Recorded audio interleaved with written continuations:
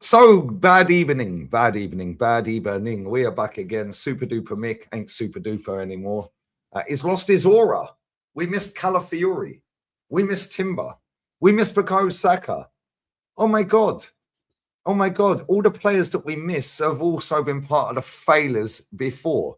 But don't worry, guys. Everyone's proud of the performance because we tried. They tried. And 29 had a great game. Oh, really? Really? If you think that's a great game, mate, the standards are at an all-time low. Oh, they are. My bad. Hence why we've gone over 6 years without a trophy. Anyway, you have got the Real Talk podcast back again. Make sure you sub to all the lads. It's a pinned comment from Static. Yeah. DJ, how are you, mate? Well, I wish I could say that I'm feeling over the moon, Lee, but here we are again, a year on, and we're in the same situation. I said to Matty the other day on the phone, I think it's worse. It's a worse feeling this season than all the last times we've failed, because the expectations were a lot higher. You know, we kept hearing about the squad depth and all of that, even though it's bang overrated. But it's just tiring, Lee. I'm just fed up with it now. You know, I'm just fed up with it. It's the same old, and again, all the same excuses are coming out, and it's the same protection for this manager about performances. Everything's performance on, but yeah, but the performance was better. It weren't much better. Let's be honest. It was okay. It was just a step up from the crap that we played against Bournemouth. It was just more crap, but just a bit better crap. Yeah, listen, Lee. I'm tired of it now. I've been in the process. I've lived it, slept it, ate it, seen it, done it. The process for me was over a long time ago. Yeah, it's just disappointing. It's just disappointing.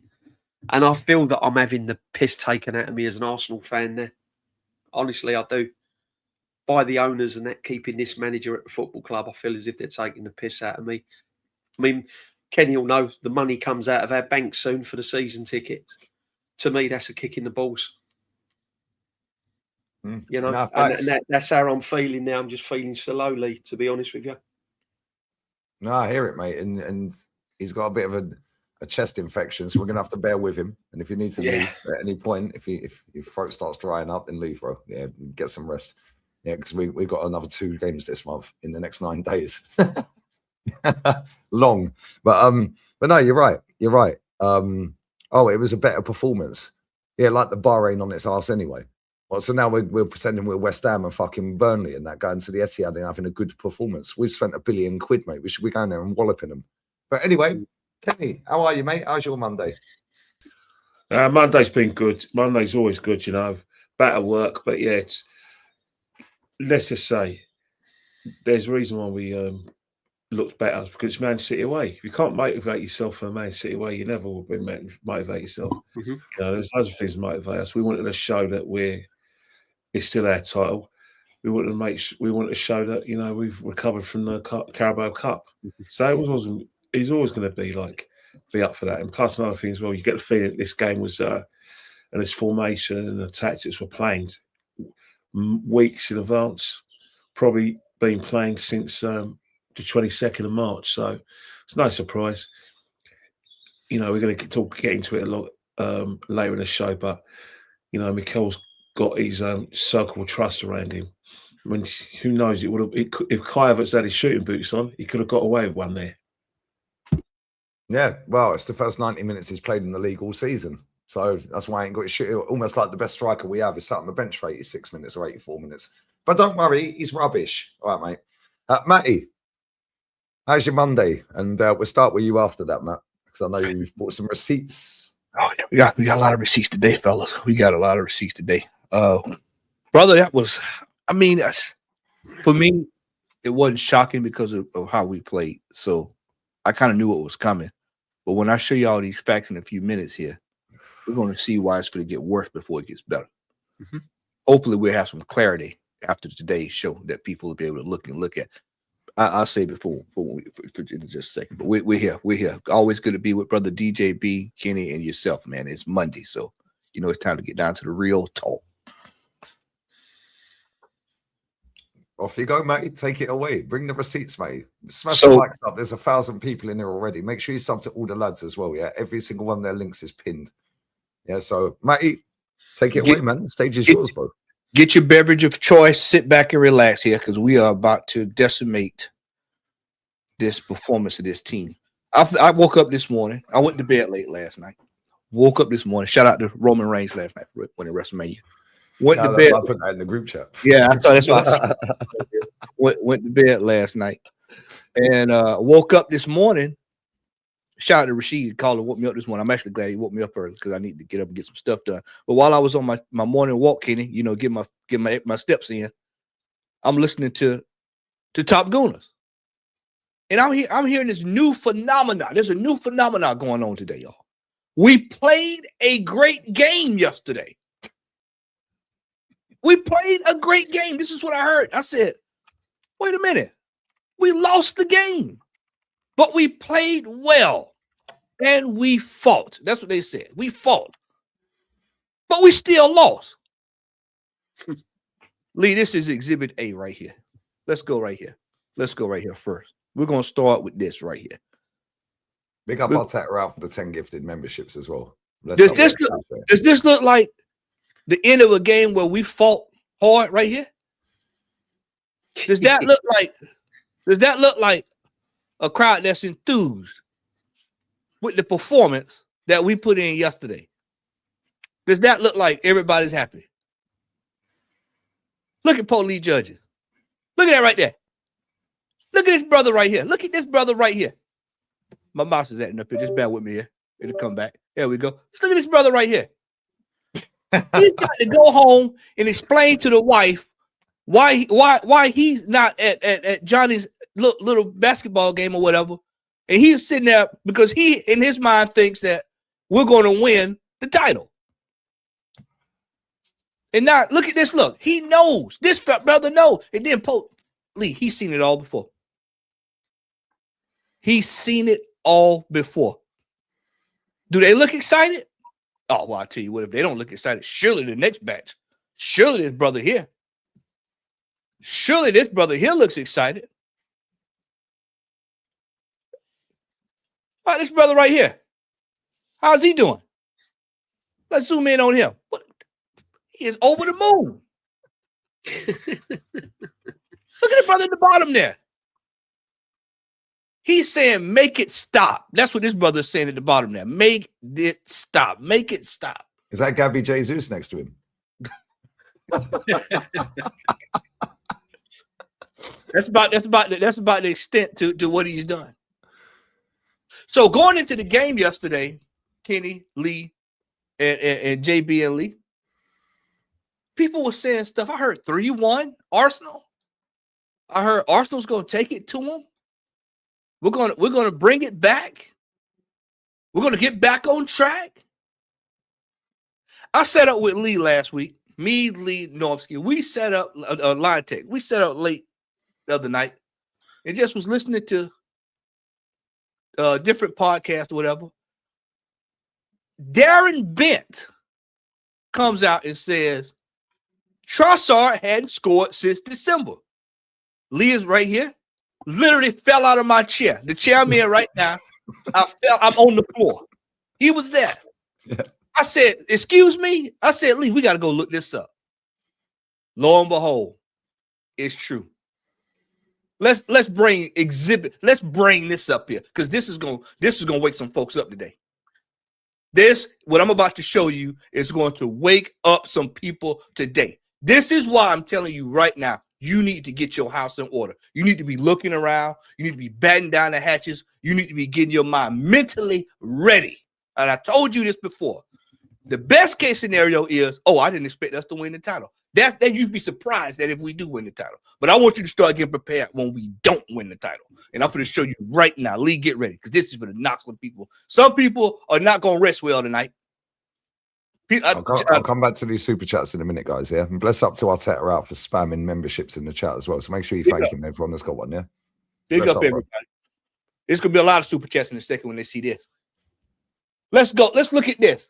Can you zoom a little bit? I'm gonna zoom. I'll come in. We'll come in right here. This is even better. This is the Premier League goal dates.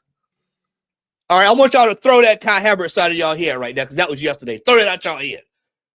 Because before that, he has not scored a goal since February of last year.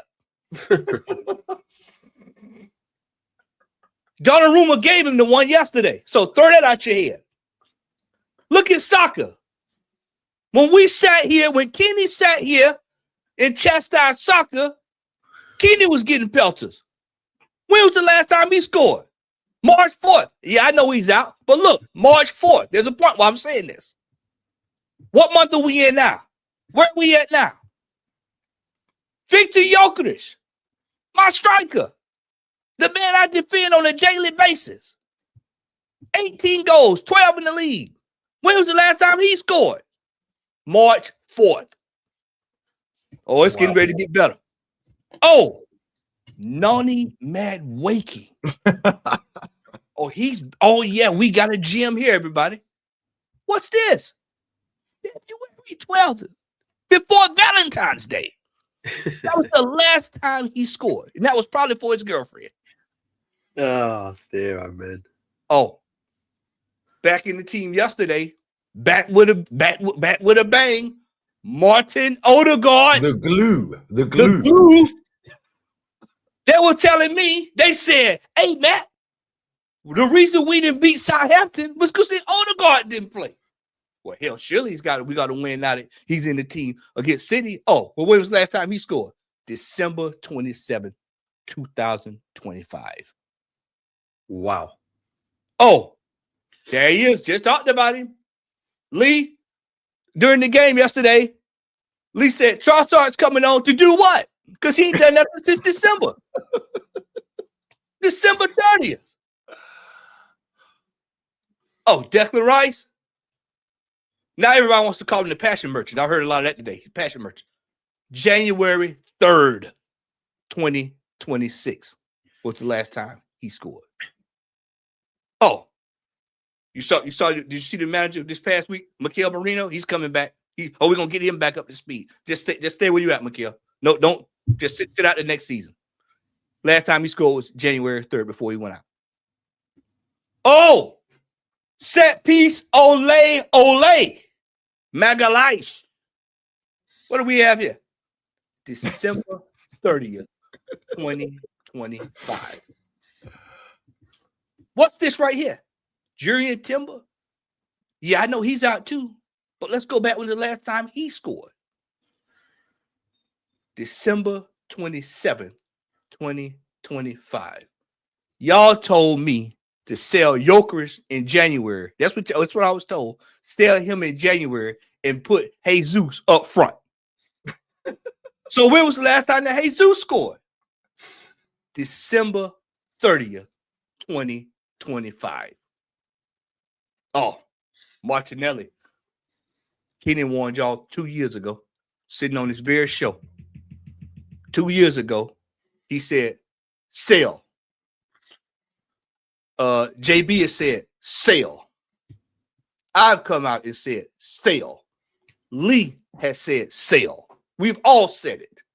When was the last time he scored? December 30th, 2025. Okay. Saliba. Everybody thought, set piece, ole. Oh, he hadn't scored since November 23rd, just before Thanksgiving. Turkey Day. Oh, the wild horse. Because they're going to start saying, well, when we get Calafiore back, we get him back last couple of games. This is what they're going to say. He hadn't scored since October 26, 2025. It'll be over by Halloween. Hincapi, October 4th. And then, look, Kenny, you'll enjoy this one. Max Dowman, August 23rd, 2025. The Max Dowman one's wrong, to be fair. Okay, that might be wrong. He scored against Everton the other day. Yeah, that's right. They just ended up that one's wrong, but the rest are spot on. But look at this. Look at that. It gets even better. Because see, this is why I want people. This is why, Lee, I told you, I said I want to cook this today. Because I want to put this in perspective because people are going to be clicking on this today to see what we've got to say. We are coming with facts today. There is no ifs, ands, or buts about it after today. Look over here.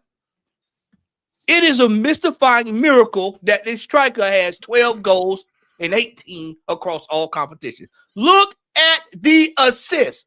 Timber is leading. This is according to the Premier League website. This ain't me just talking. This is what they have on their website. Leading assist, Urian Timber with 5.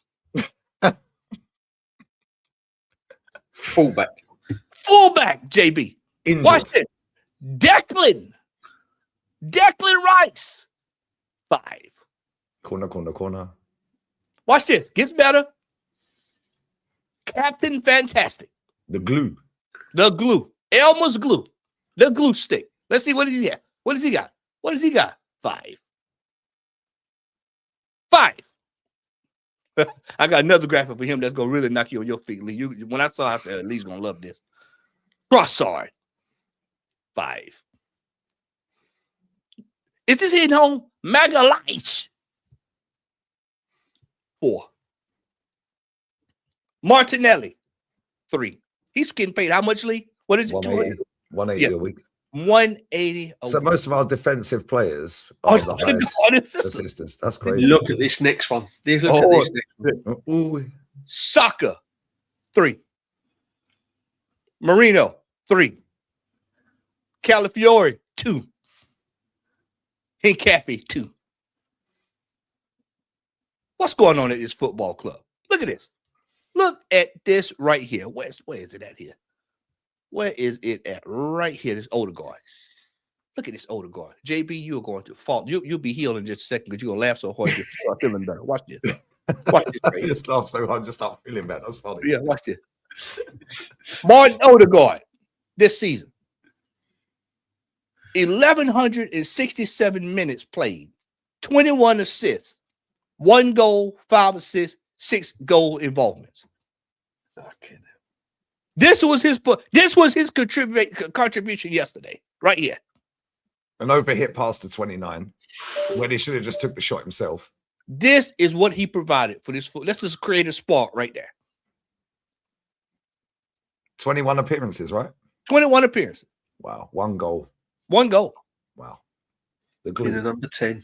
There are Ooh. players on relegation teams that's looking better than what he's offering right now. You hear me? Look at this right here. Wait till you see your boy. Oh, I got one. Martinelli. Wait till y'all see Martinelli. He's on smoke, mate. He come with the Look, stats Martinelli. and the facts. Hold that, people. Because Martinelli played yesterday, Lee, it was so bad that we lost track of it. That's how you know how bad it is. When he came on, everybody was going, oh, Martinelli. You can see people here, Martinelli, take off Matt Wakey. Martinelli's going to come on. He's going to provide something over there. That's what he got yesterday. Not applicable. Nothing over there. Zilch. He's played 945 minutes, 4 goal involvement, 3 assists, 1 goal, 27 appearances. 27 appearances. 1 goal. 1 goal.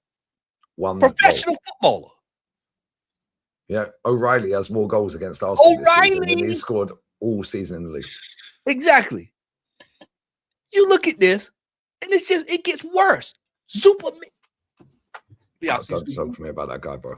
I'll end the stream. Oh, I hold on. I swear. To go even better, I'll tell you what, I'm going to do it one way. I'm going to do it the other way. I'm going to bring this one up. Because last week, I caught this. Just so happened I logged into Twitter and caught this. Shout out to the brother that sent me this. I put on that, sit your ass down. He's sitting here talking about, oh, I don't know, I'm sorry.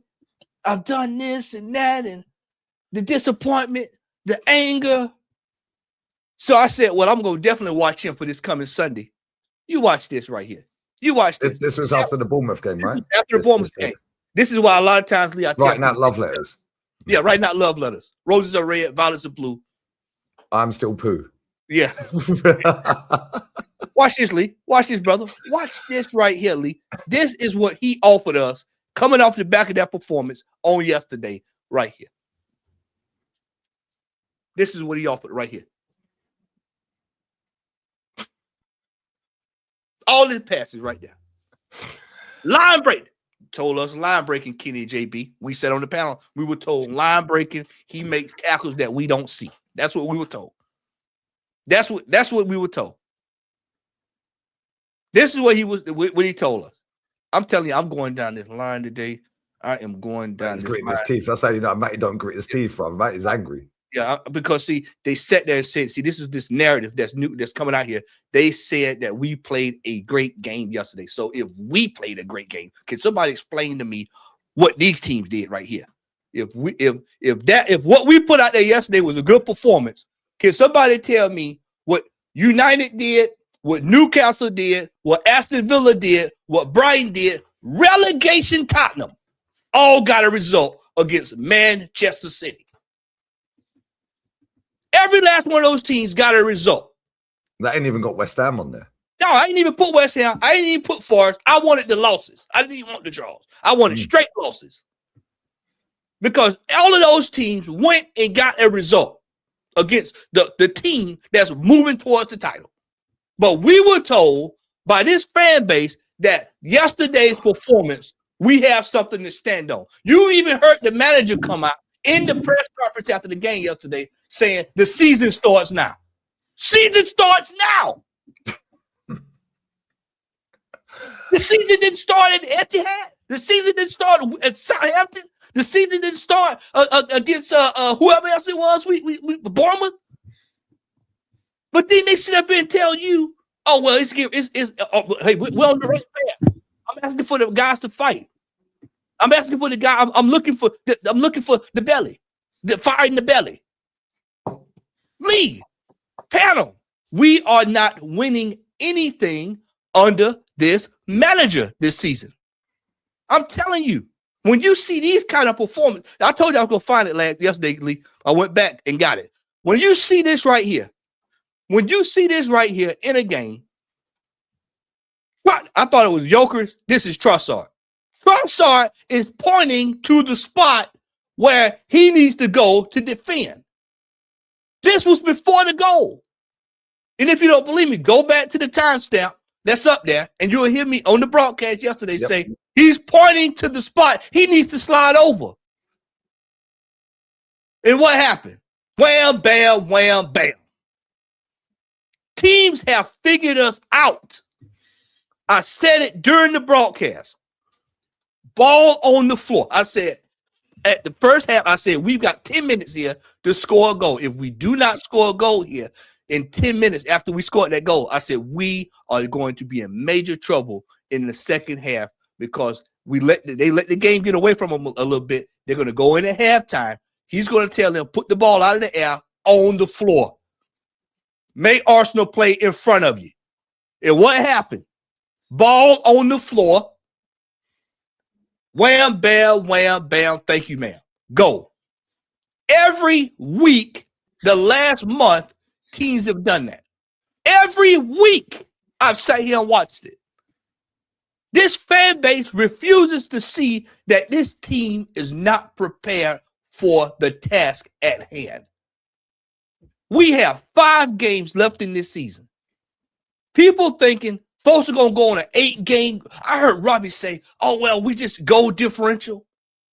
We're losing games 1-0, 2-1.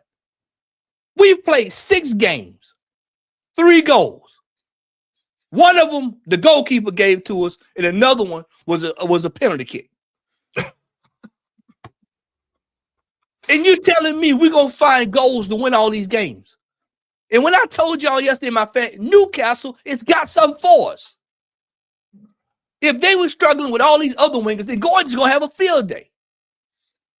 Players injured. And after that, I think it's who is it? Got Newcastle. Who's after Newcastle? Fulham. Fulham. That's why I'm on the lead. Fulham got ballers in between the Atleti games. Yeah, Fulham's got ballers. We had trouble with 10 men Fulham. So I know we're in trouble. This team, we've sat here for the beginning of the season, gentlemen, and we told people, we said, we are not winning anything with this manager because this manager refuses to adapt.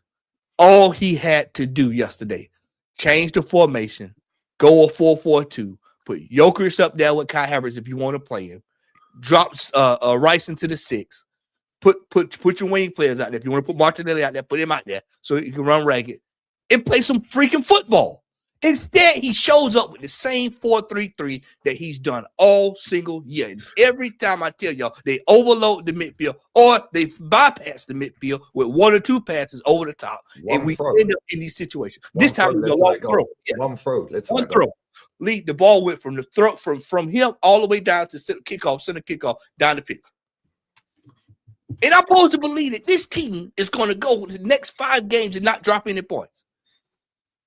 I told, it might have been you, JB, when we was on the phone. I told you, it was you. I said, we're going to drop points against Burnley. Watch what I tell you. Yeah. It's nothing past us to drop points against Burnley. Mm. This football team is not prepared for the task at hand, and that comes from one person and one person only. It's the manager. And this is why I said, even if by some miracle we find a way to win the title this year, he has to be sacked. Because we keep repeating these same issues over and over and over. Only a madman will sit here and still sign up for this kind of foolishness. Either one or 2 things. You line in your pocket or you're a madman. It's one of the 2 if you keep supporting this kind of foolishness. Because this is ridiculous now. I told you yesterday, Lee, I said, I'm not mad, I'm embarrassed. Because when you start losing the way we're losing here, we've lost 4 straight domestic games. 4 straight. We all sat here and said, the Carabao Cup, we got to win the Carabao Cup. Nobody wanted to hear that. Nobody wanted to hear. So then the following week, we go to the FA Cup. Well, we need to win this. We need to try to get something here. Nah, there's bigger fish to fry. We got other things to worry about. Then all of a sudden, we go to where the fish are, the sharks, and then you don't want to get nothing to eat. You say, nah, just leave it in the ocean. Let them have it. And that's what we did. And now, today, I'm hearing people say it's still not over yet. Because they zoomed in on Declan Rice yesterday when he realized the camera was on him and he looked up and said, it's not over. Declan, you know it's over. You know it's over. The eyes don't lie, my friend. The eyes don't lie. You saw Magalhaes when we were sitting at league. I said, he's about to cry. He's about to cry. He's fighting it back. He never got sent off. He was looking like Ezel on Friday. That's my bite, punk. That's what Holland told him. It's my bite, punk. It was so bad. Norsky called me today.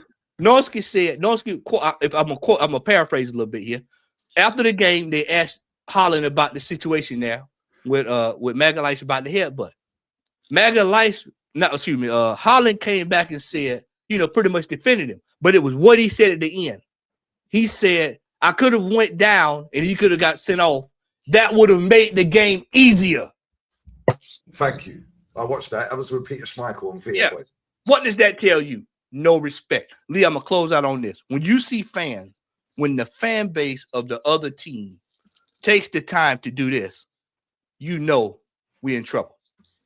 Because we had an opportunity yesterday to shut that down. We had an opportunity to go out there yesterday, regardless of what any of these fans want to tell you today, talking about, they still this, do it. They can say what they want to say. They got the result that they wanted yesterday because they didn't forget it. People forget. We won 5-1 up there last year. These folks ain't forgot. At home. But yeah, we was at home. But they remember that. All the hopping around is cutting the food we do. And then here we go. Panic on the streets of London. Now, we've been going back and forth with this team a while. And they talked a lot. They took the piss a few times, but they ain't took the piss like this. When you see dudes drinking out of Arsenal water bottles and you got this right here, they mean business now. They walked around that pitch after that game yesterday. They know. I've seen that look on Haaland's face before. Haaland walking around like fucking Vince McMahon. He was strutting like Al Pacino in Casino. Walking around. We are in major trouble, y'all. And I showed you all that to get you all prepared that you all know what's going on here. This football club, this manager, they have rewarded him in failure over the last few years. And I'm telling you, we cannot keep rewarding failure because it's going to be like this every single year. Manchester United, let me tell you something here. May not happen, but I looked at the table today. And if we don't fix up, there's a slight chance there Manchester United could come right up the back and then we finish right above us. Oh, yeah. 100%. Yeah, standing ovation, mate. Yeah, Let's well, have mate. everyone locked in. Let me grab these chats real quick. My manager, Mateus Giselle, by the way, is 2-1 up in a Champions League semi-final after winning it invincible last season in his second full season at Al Ahly with Mahrez and Ivan Toney. They're now about to get to another final. 15 minutes to go. They're 2-1 up. Away from home, by the way. Just saying. Anyway, big up to Arteta out. He's gifted 25 memberships. So bless up to you, my bro. Come on. Appreciate it, man. And make sure you thanked him if you haven't already. Big up to Ryan. Arteta, allergic reaction to every trophy available. Yeah, I saw that That's one. actually fine.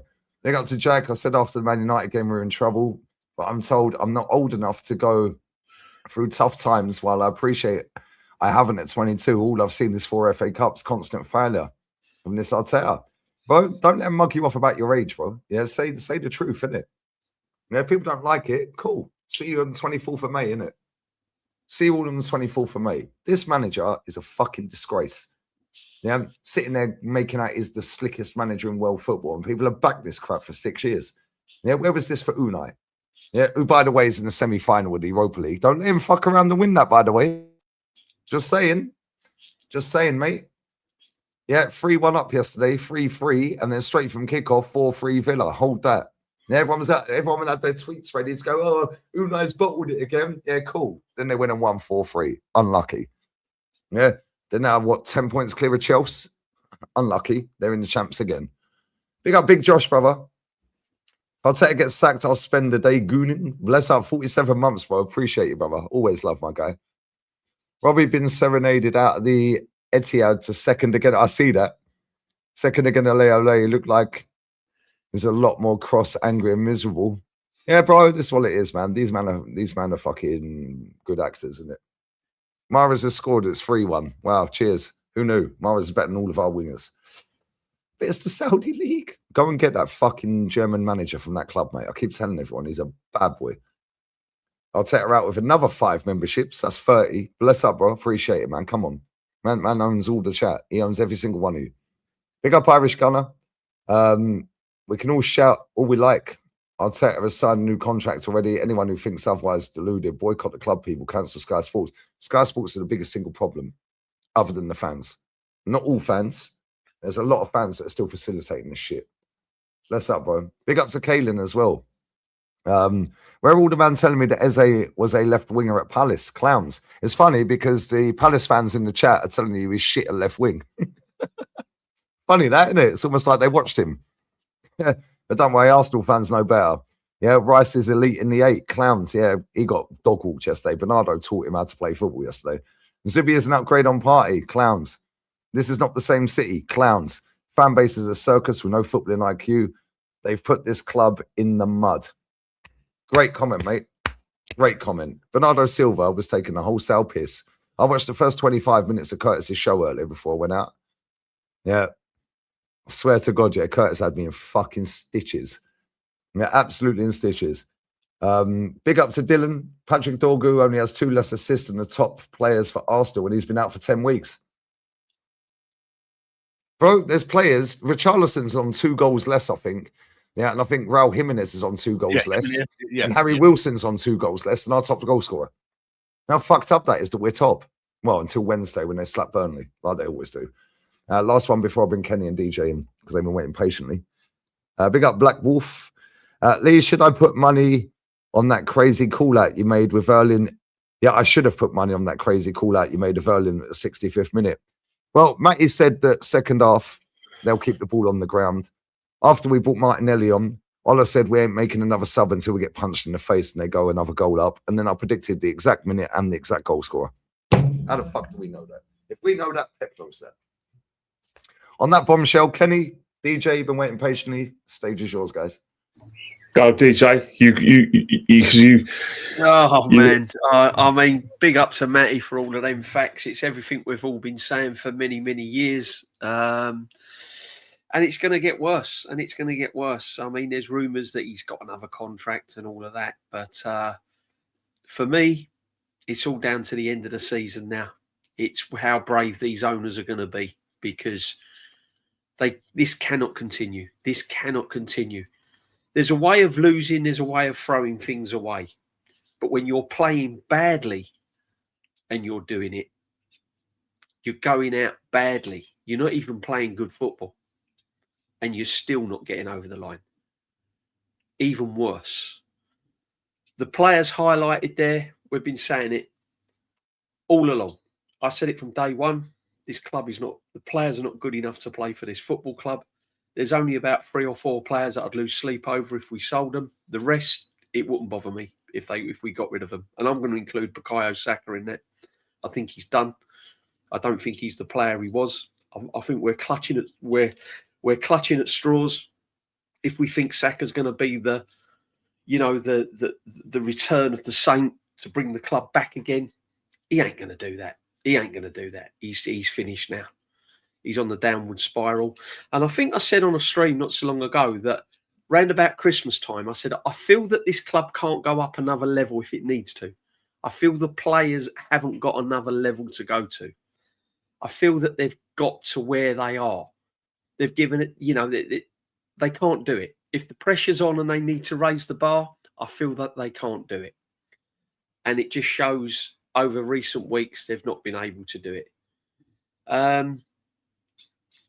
You look at those stats, we got no quality in midfield. We look at the forward line, and rightly so. We look at strikers and wingers and whoever you want to call. But the midfield's not good enough. The midfield is not good enough. Rice is not an 8. Put him in the 6. Zubimendi, let me tell you about Zubimendi. He had one job to do yesterday on that goal that Haaland scored. Mark Nico O'Reilly. And he marked him. And then suddenly he went missing. And Nico O'Reilly set up Erling Haaland. I said Zubimendi will be a problem at this football club when the going gets tough. Lee told me he watched plenty of Zubimendi, as he does a lot of Spanish football, which I'm grateful for because it gives us the knowledge going forward. And then I watched him myself. When Lee told me, I used to watch Zubimendi, and I'm thinking, he's an okay player. He's not an Arsenal player. He's not a Premiership defensive midfield player. You've got to be something special to play a defensive midfield player. And I said that when it comes to the nitty-gritty, it comes to the pressure situation, he will make bad errors that's going to cost this club goals. And that's what's happened. We can see it. Everyone can see it. Why can't the manager? Declan Rice, he's not going to score you goals. We need a midfield player that's going to score goals. You need other areas where you're going to score goals if you're going to win the league. Man City got Semenyo. He's chipped in with, I don't know how many goals since January. We haven't got that. There's no goal threat anywhere. There's no goal threat from the wings. There's no goal threat from the centre of midfield. There's no goal threat from the strikers. And then you look at the defence, and without the defence, we wouldn't be where we are. We just wouldn't be where we are. Let's be honest. Let's be brutally honest. But now you're starting to see goals leaking. This solid defence that we had are looking vulnerable. Saliba's looking lacking confidence. He doesn't really want the ball. He doesn't want to take. He doesn't want to get the ball in certain areas. Why do you think Raya was kicking the ball long? You have a look at the goal kicks yesterday. Every goal kick, more or less, from minute 5 onwards, he was putting it down and he was banging it long. Because the players didn't want it from him. They didn't want to be in that position. When Matty will know this, when a player refuses to take the ball in certain situations, that means they're not confident. That means they're not playing well. That means they're not confident on the ball. None of them back foot. How many times did you see Rice drop short to receive the ball off of Raya? Been doing it all season. Up until Christmas, he was dropping short. Raya was giving him the ball. He was passing through the lines. Pathetically, but we was doing it. Yesterday, Raya's going, no, get upfield, get upfield, get upfield. No one wanted it. No one wanted to receive the ball in tight situations to build up the play. Why? Because they're lacking in confidence. They've got no confidence on the ball. Saliba can't bring the ball out of defence anymore. He can't pass the ball out of defence. He's looking nervy. He can't cover the ground he was covering. He's turning, his reaction, he's thinking, he's delayed. Gabriel now is starting to panic. He's starting to make rash decisions, headbutting, pulling shirts, diving in, getting caught in position. And then you could look at the left back. Whether you like it or not, I'm not knocking Incape. Incape does exactly what he does on the tin. For me, as I said, I've always called him the Ecuadorian Kolasinac. He's got no technical ability. He can't pass it. But he does what he does a job. He's solid. But he's not a proper left back. He's not an Arsenal left back. There's no Ashley Cole in this team. There's no Nigel Winterburn. We haven't had a left back for years. Under this manager, we have not had a proper left back. Oh, yes, we did. We had one, Kieran Tierney. Bombed him out. He's in a final, by the way. Bombed him out. Bombed him out. Same with Austin Trusty. Didn't want him. Didn't want him. Then you look at the right back, and I said, as soon as Timber's injured, we've got a problem. We've got no cover at right back. We've got no cover at right back. Mosquera got found out yesterday. We all see what Mosquera's all about. So the defence now is looking creaky. We haven't got a midfield. We haven't got a number 6. And then you look at the final third. The final third has been the main thorn in everybody's side for season after season after season. The attack in this team has been woeful. Kenny, I said this to you the other day on my live stream the other Thursday. I said, where's the partnerships? We haven't got any partnerships now in this team. We used to have partnerships. Alan Sunderland, Frank Stapleton, you name them, Henry, Bergkamp, Perez, Henry. You go through all the partnerships. Where's the partnerships? Where is what do they do in training? Where are the partnerships? Where's the link-up play? Where's Gorka getting a partnership with Saka? Where's Gorka getting a partnership with Havertz? Where's Havertz getting where's all the partnerships gone? There isn't one. Look at Eze. He's puts him out on the left. Look at him defensively. Not his job. He can't defend. That's not his job. The manager hung him out to dry again. Again. Who was the scapegoat yesterday? Who was the fall guy? Eze. Get him off. Get him off. Odegaard is waltzing around the pitch. Waltzing around the pitch. No creativity. No drive. No nothing. No leadership. Yet Eze gets taken off. And then what does he do? He brings Martinelli on. Martinelli cannot even kick a ball on the left side of midfield. He puts him on the right. Yeah. The blind leading the blind. Noni Madueke comes off. Mickey Mouse comes on. It is a shower of crap, people. This team is done. The players are overrated. 7, 8 players need to be sold. Oh, hang on. We won't be able to sell them, will we? What team with any ambition, either staying in the Premier League, winning the Premier League, or qualifying for Europe, is going to buy a player that's had 3 hamstring injuries on 280 grand a week, nearly 30 years of age, and has scored 13 goals in the last 3 seasons? You ain't even going to get an owner at the local supermarket buying a player like that.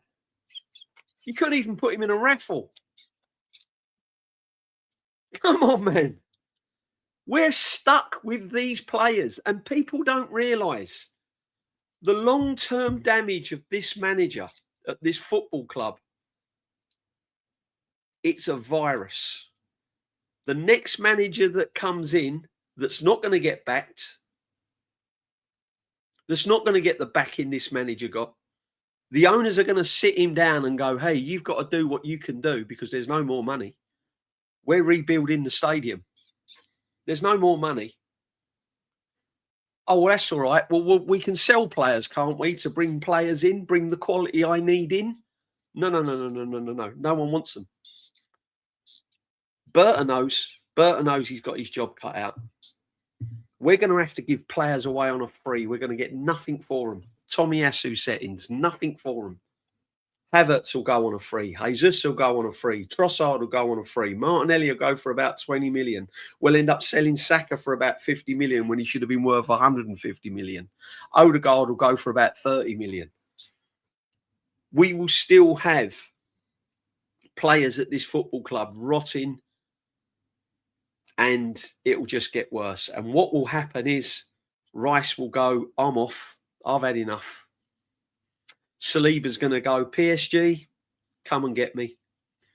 Gabriel's going to go, Real Madrid, I'll do a season there or something like that. Or I'll go Saudi. Timber, yeah, I think I've had enough as well. And then we look at the youngsters as well. Then we look at the Skelly, finished. Wanyeri, we all know what happens to Wanyeri. Our best player we've put out on loan. He's better than Noni Mad. We pay 50-odd million for Noni Madueke and we send Wanyeri out on loan. That's a sackable offence in itself.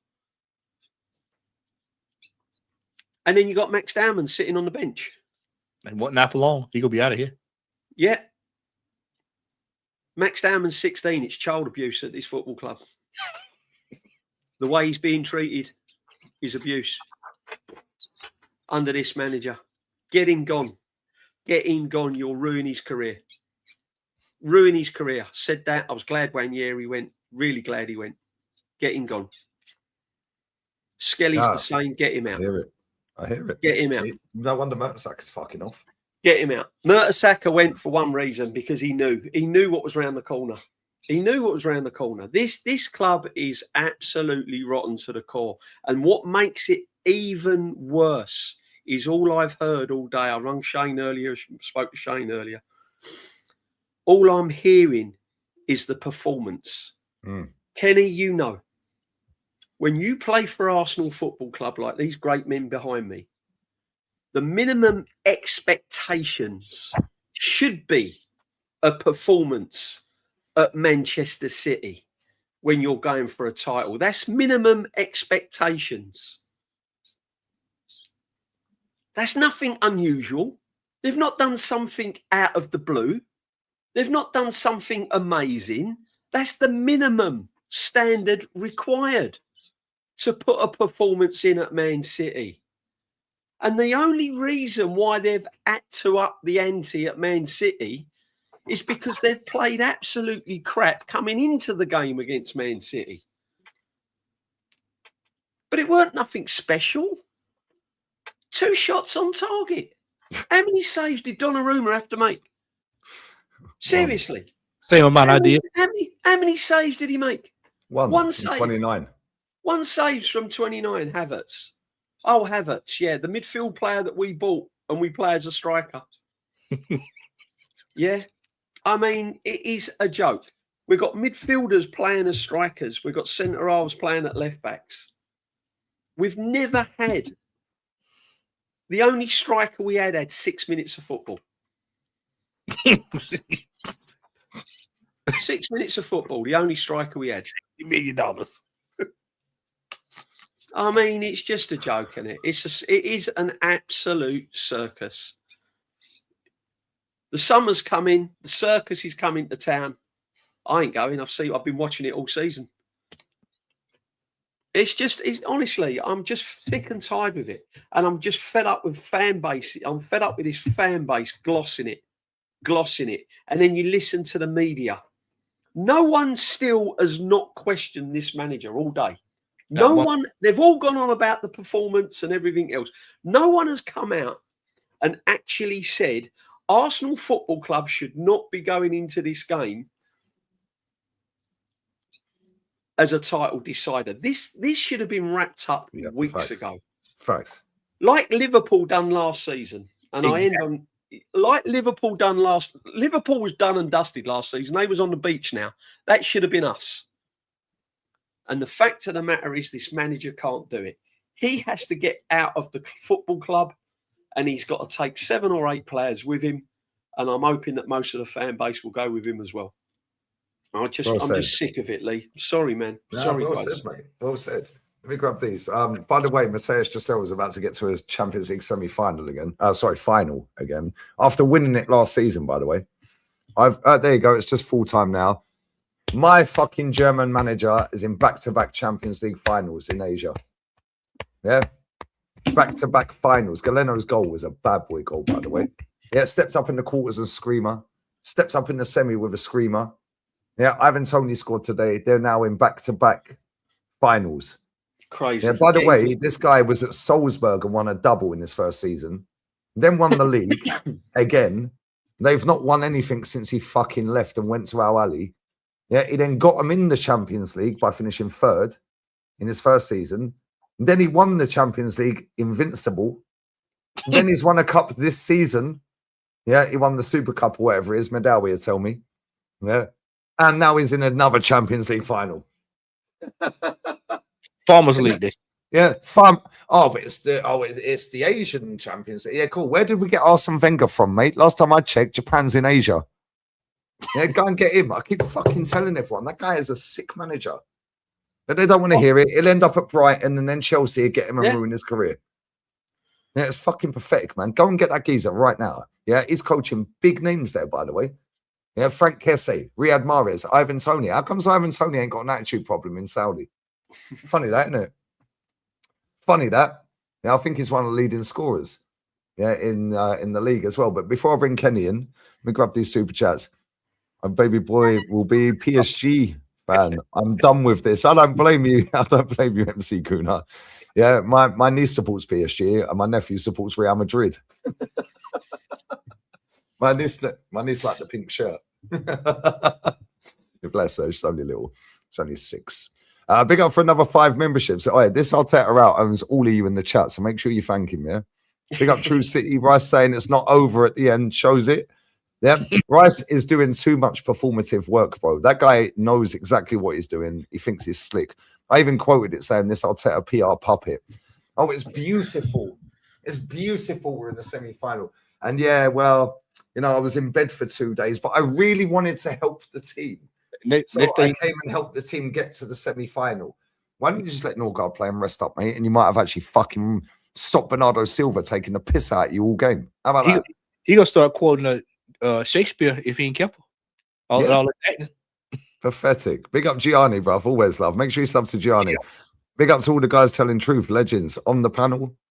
The manager has to go, otherwise the future of his club is now hanging. Well, it's fucked anyway. He's fucked it.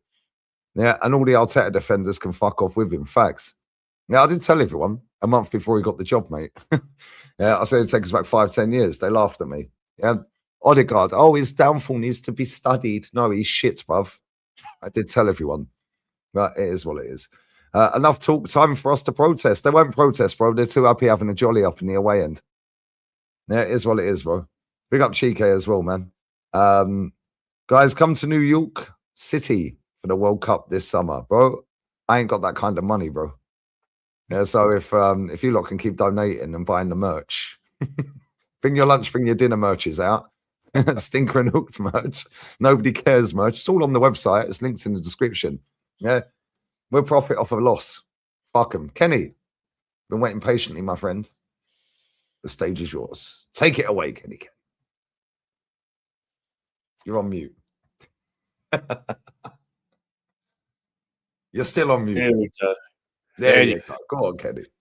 No, so the situation is that this has been coming for a long time.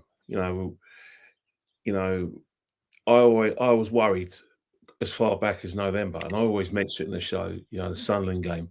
I saw cracks in the way we played. I saw cracks in the midfield. I saw cracks defensively. I've been calling for Trossard and Martinelli to be replaced. I was horrified that Trossard was given an increase in salary, and he was persuaded to stay. I was shocked. I was shocked that Martinelli was still at the club, because we definitely need to upgrade in that area. I wanted cover for Saka. Madueke, I could live with that because there was some sort of cover. But the midfield has always been a concern of mine. The fact is the reason why Mikel Arteta, wanting Thomas Partey to stay, was desperate to get Zubimendi. Obviously, because in the number 6, a different position. It's not the Michaelini position. It's a position where you basically got to dictate the play, be created from deep line midfielder, and you basically have to sort of like you alone decide the tempo we play at, whether it's a quick tempo, fast tempo. That's what the number 6 was doing, and there is the problem. The problem we have. I hear that Declan Rice is one of the best number 6s in the world, but he doesn't play like a number 6. He can't dictate the play. He can't change the tempo. He's very good at set pieces, and he gives you a lot of endeavour, work rate, and defensively, he's brilliant in terms of spotting danger. He's got a nose for danger. He's got a nose for getting people in positions. But whether you guys like it or not, if Zubimendi doesn't work, we're still going to need a proper number 6 because Declan isn't that. The number 8 position, we created for Declan is because he was in excellent positions, but he can only play number 8 really well. Zubimendi comes to the party, but Zubimendi's run out of gas defensively. He's out doing more work than he should. Declan's playing a double pivot, and there is a problem. One of the things that Matty talks about as well, and that's the ones I'm a bit worried as well. For a team that's going for 4 trophies, albeit we know out of 2, I've always been concerned about the rate of goals going in.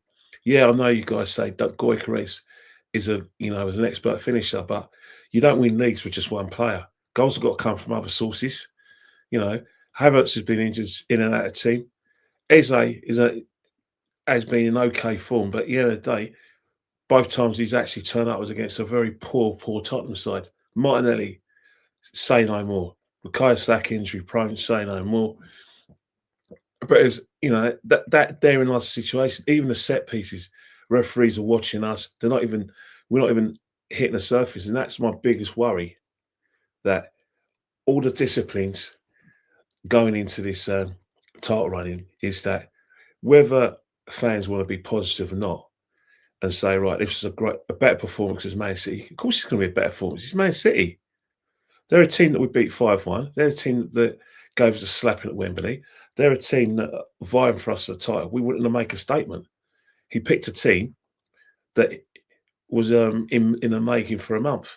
There's no way Max Down was going to play. And I told you guys that it wasn't going to happen. That he was going to go with his circle of trust, and that anyway, which how, we're going to try and get something. And if Havertz puts his chances away, he would have got away with it. If either a draw, which is great, but a win, which is out of the world. And that's what a lot of people are going to point to, hitting the post again from a deflection of O'Reilly, an alleged sending off for Kuzanov. I don't think that's a foul. And, for an alleged penalty. So they're going to point to all those positives. But at the end of the day, when you're playing as crap as we are, those positives mean nothing. Because you can take away the positives, but you segue back to the Everton game. We haven't won a domestic game since Everton. And I always say the Everton game was one of the biggest myths out there. The whole, like I said, narrative changes. If Gyökeres hasn't scored that goal in the 89th minute when it was a fumble from the goalie, and then another one where Pickford goes up for a corner, and Matt Stammer scores an empty net. All of a sudden, we're this great side. The league's got a name in it. No, it was never going to happen, because I watched Wolves against Arsenal, home and away. I was at the Brentford game, and Brentford absolutely battered us. Igor Thiago absolutely ruined their defenders, bashed them up like they were nothing, mate. Odegaard, pulling out of challenges, which he didn't do yesterday, but that's the team I know. And then going into this game against Newcastle, we've won out of 6 games, we've lost 4 and drawn 1, and needed a last-minute goal in injury time against Lisboa, which was enough. That's the form we're taking in. So as much as you want to be positive, as much as Wayne Rooney wants to say, "Oh yeah, Arsenal can do it," I think you're going to win games. Midfield, poor. Zubimendi out of gas. Declan Rice having to do 3 people's jobs out of gas. Wingers not good enough. Replacement Saka not good enough. No goals. Defence creaking. Goalkeeper, who we said, and I still believe, is definitely one of the best goalies in the world, if not up there. He's getting the disease. He's making mistakes. He was he was part of the problem when we conceded our second against Bournemouth because of the chaos from him trying to kick the ball out. Teams are setting traps for us. Man City, we try to set traps for Man City, and it worked with our equaliser. Very fortunate. But after that, when Man City got out of those traps, their second goal was an absolute mess. The way Donnarumma couldn't even clear his lines, let alone throw the ball. But somehow he managed to throw the ball. And there were so many phases of play that really got my nose. The first one was when Nico O'Reilly was unopposed. Doku wasn't involved. Denny was involved.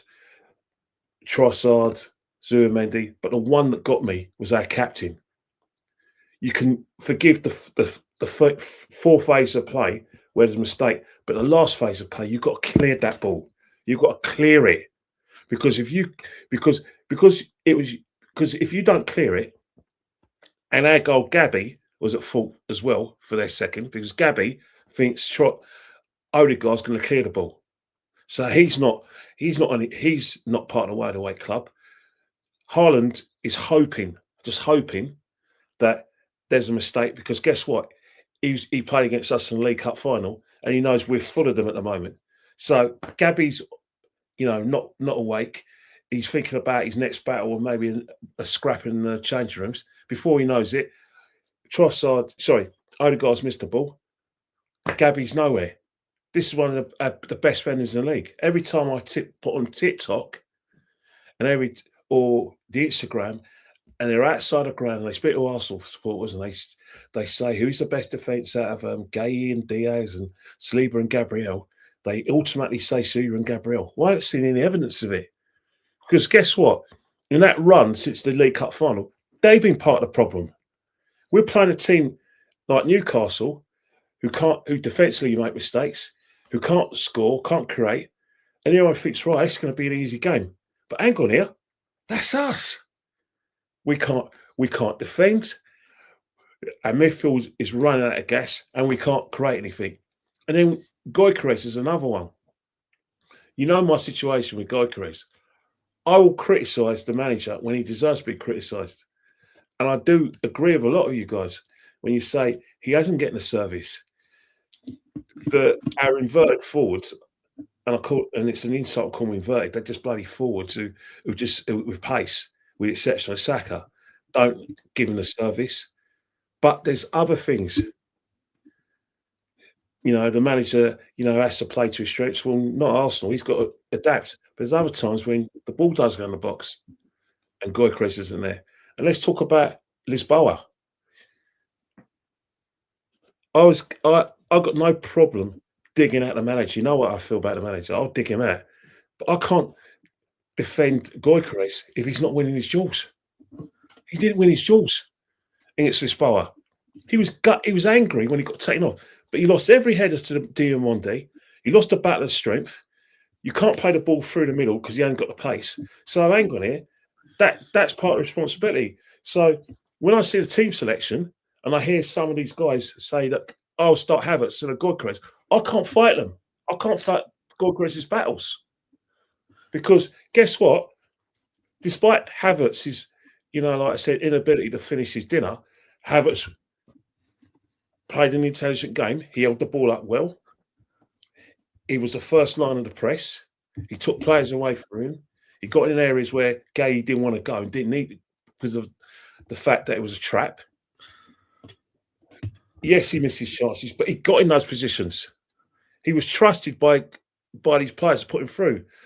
When was the last time you see Odegaard put a chance in for Gyökeres? Very rare because you don't trust him. That's out of order because this thing I was talking about in December, there's a lack of trust and there's a lack of a relationship, a disconnect between Gyökeres and the team.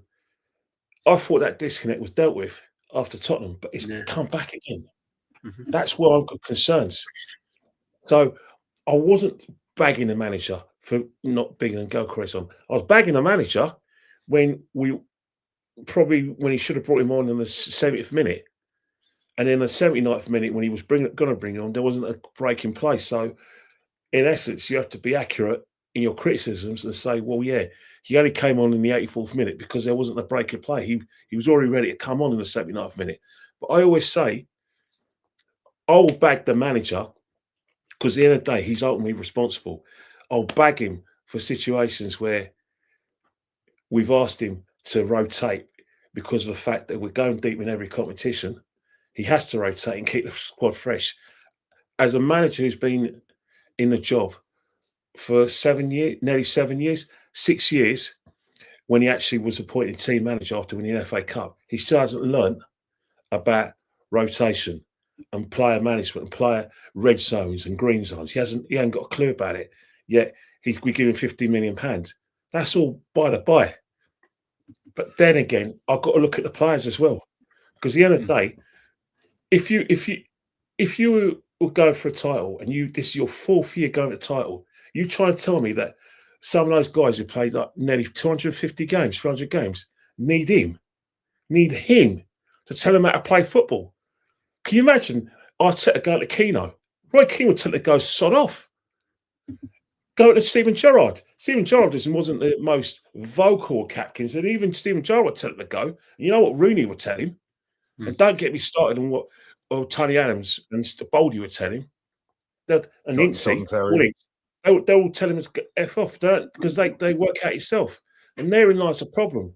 Because I saw Man City players and they worked out themselves. Bernardo Silva didn't need to be told that when Arsenal were getting bodies forward, he didn't need to be told that he had to help out his midfield. He had to help out Rodri, whose legs are gone. So he was the one winning headers against Gyökeres. He was the one making last-ditch tackles. He was the one organising. Where was our player? Oh, we're in a bit of difficulty. Mikel, what do I do now? Oh yeah, Nick, I'm about to take a corner. I mean, I'm one of the best set-piece experts in the country. But Nick, should I go short? Should I go long? Come on. The Lisboa game's a joke. Madueke, you played in Holland, you played for England in major tournaments and qualifiers, and you played with Chelsea. And you're like this, asking Arteta what to do in Lisboa. What's wrong with you guys? That's why you will never win big things, because you can't make decisions for yourself. You allow your manager to micromanage you, and he's at a situation where he needs more help from you guys, because at the end of the day, he ain't got a plan B. So if you want to win this league, someone needs to put their nuts on the table and actually lead and actually make decisions in the field without this guy to change things. Because right now, it's not bloody working.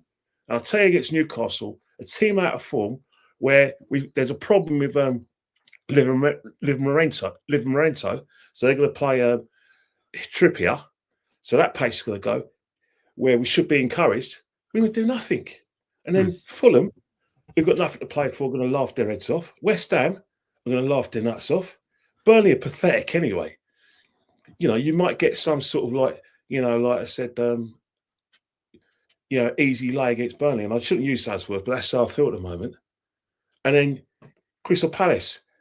We better pray the Crystal Palace in the Europa Conference final. And they're not giving their all. But by that time, it could be over by the shouting. And that's all self-inflicted. Like, as I said before, Man City should never be in this position. They can't believe their luck. They thought they were out of it after West Ham. They should have been out of it when they drew against Chelsea at home, and before that, after that, Brighton at home, and then the draw with Sunderland. Should have been a conversation. Liverpool comes this Sunday. Liverpool had already wrapped up the title by then. That should be us. That just shows you that until we get a manager who not only can get the best out of these players, but can allow these players to express themselves and make decisions on the field, we'll win nothing. Well said, mate. Well said. Absolutely well said. All three of you. And big up the chat as well. Yeah, there's over 2.1k inside. Make sure you are smashing the like button. That'd be great. 1,000 like target. Subs 161 away from 143k. Matty Southern Guna, he's pinned in the pinned comment in the live. Kenny Ken 1972 Insta is pinned, and so is DJB Arsenal Huddle. And yeah, it's an absolute shit show. Yeah, and all you get is we're proud, like we're fucking Burnley, bruv. Going to the Etihad, we're proud of the boys. Proud. We've done £1 billion, mate. Yeah, we've got the best squad in Europe. Yeah, now the narrative is, oh, well, was the transfer window all that? It's now shifting towards Berta. Yeah. Tom Canton, yeah, and John Cross, Smithers, Oh. aka Smithers. Oh, was it a hit or a miss? Well, hang on a minute. This lot told us, yeah, that Norgard was a sensible signing. Yeah, why does he only play 56 minutes of football then? Yeah, oh, that's down to the manager, right? Oh, Eze, let it all work out. Painting murals of the geezer. He scored 6 league goals, 1 against his former club that he actually won at, and 5 against Tottenham. Yeah, what's he done other than that? Fuck all. Let's just be real with it. Yeah, is that Berta's fault? No, that's the manager's fault. Yeah, let's go to our striker. The most prolific striker in Europe for the last 2 years, whether you like him or not. We all know what he is. Yeah, he's not a guy that's going to literally run down the channels and dribble past 3 players and slap on top bins. Put him in a fucking penalty box, mate. He'll score. That's not rocket science. Yeah. Then Incapi. Oh, yeah, the Ecuadorian butcher.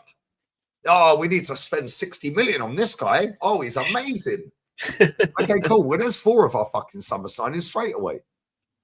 Noni Madwaki. Oh, well, you know, we kind of need that profile of player because we haven't got anyone that can run past anyone. Yeah, when he does, Turkish said it the best the other day. Yeah, he said the ball boy must be fucking worn out. Yeah, because he runs it out of play every time. Yeah, must be worn out. Yeah, but they gassed that one up as well. Oh, but he came in to play left wing. Now he's playing right wing, and then he gets hooked in the biggest game of the season. Yeah.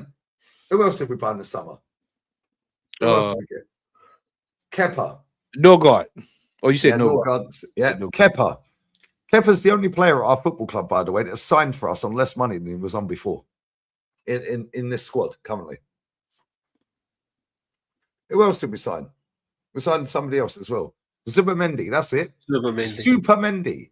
Yeah, there was somebody in the chat earlier when Matty was going off on one. Yeah, there was somebody in the chat that said, yeah, but Lee, you said you wanted Zubamendi. Yeah, I did want Zubamendi, and I still do want Zubamendi. Not with this fucking manager. No. Zubamendi's a good footballer. Yeah. But you press him, he folds. So don't get him in a position to be pressed. What? First game of the season, we played Man United at Old Trafford. He got absolutely fucking destroyed. Yeah, why? Because they pressed him. He folds. What did he do yesterday, apart from hide? What was Declan doing? Running around. Oh, let me get my cardio in. Yeah. Declan cardio, we should start calling him. Fuck off. And then he's going, it's not over. It's not over. It sounds like fucking Peggy Mitchell. Shut up. That is not over. This guy has mastered the art of chatting shit. Yeah, Martin Odegaard has mastered the art of running around doing fuck all. And then I told everyone about him 4 years ago. Yeah, who else did we get in the summer? We got somebody else as well. There was another player we got in the summer. It's an absolute disgrace. Man said, why am I red? Because I'm fucking angry. Mosquera, that's another one. There you go, Mosquera. Thank you, chap. What did I tell you? He's mad rash and he's always out of position. His pace saves him. Yeah. What did we see yesterday? Yellow card. Mad rash, out of position. His pace didn't save him. Yeah. Yesterday because they run rings around him. Did tell everyone, almost like I actually watched these footballers. Yeah. I'm not saying it to be a cunt. I'm saying it because I watch him and I see what I'm seeing. Incapi's a good footballer. Zubamendi's a good footballer. Mosquera's a good footballer. All the players we signed are very good footballers. Yeah, but that window weren't good enough. And now Tom Canton wants to sit on his podcast and Smithers, John Cross, wants to sit there trying to give it about Berta. where they hit some. Hang on a minute. Hold up. Wait a minute. Yeah. 29 missed 2 absolute fucking sitters yesterday, and you're talking about Jokeris Cannon. He's our top goal scorer, brother. That guy's played 1 90-minute game in the league all season. That was yesterday, in the biggest game this manager has had in his entire career at this football club, apart from the FA Cup final. Yeah. When we went to that League Cup final, yeah, that was the biggest game. What did he do? Folds. This was the next biggest game after that. Folds. Like, what are we doing here, bro? It's so annoying. Noni Madwakey, are you all right, mate? Look at Elise. Look at Elise. Mate, we sat there and watched Elise the other night, yeah? Bro, the guy's a fucking joke. He's up for a Ballon d'Or, man. I'm saying, yeah, him and Lamine Yamal, and I'll be real, I love Lamine. Yamin, even. Fuck Yamin. Yeah, fucking Yamin. You see that O'Reilly stuck in my head, you motherfucker. O'Reilly. Savio. I don't fuck around and let Savio win a domestic treble before Saka, by the way. Just saying. Yeah. But when you're sitting there hearing, like, I'll see him, Elise just running games. You're seeing Lamine Yamal running games. Oh, doubled and trebled up on. Well, so Saka, mate. So what's he doing? Nothing. How come Saka played 5 90-minute games in a row, went to England camp, and we ain't seen him since? World Cup, Lee. World Cup. Because that's the thing. I know what you're going to say. Yeah, but I know what you're going to say. We need to sort of like lobotomise ourselves and be prepared that every time like there's a major tournament involving like the European Championships, the World Cup, the players are professionals. The only time they care is when they play for their countries. Facts. That's why Cuti Romero, when he went off crying the other day, he weren't crying because it was Tottenham and he's missing the rest of the season. He's crying because he ain't going to fucking World Cup. Yeah, exactly. You know what? I don't blame him. The reason why I don't blame him because I do. They're getting paid to play for us, Kenny. But Lee, you know why I don't blame him? The reason why I don't blame him, right, is because the thing about it is that we need to sort of do. If we were to sort, obviously, fans are fans, players are players, chairman are chairman.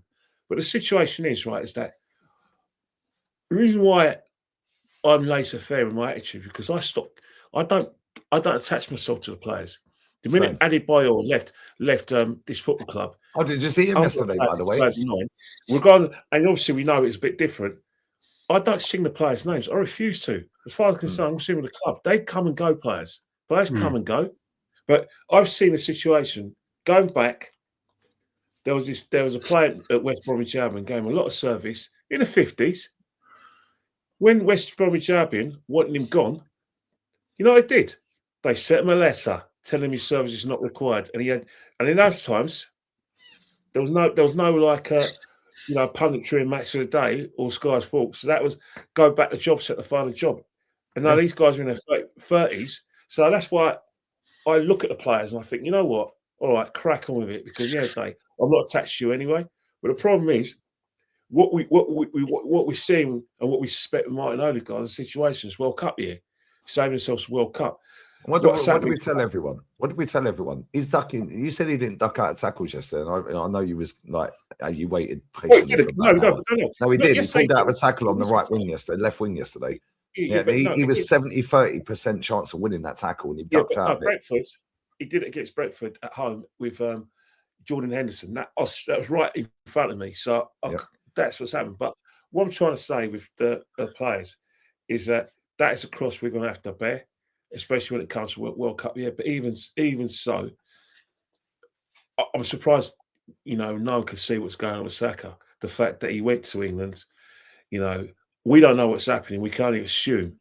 But I'll tell you one thing right now: the only thing he's working on.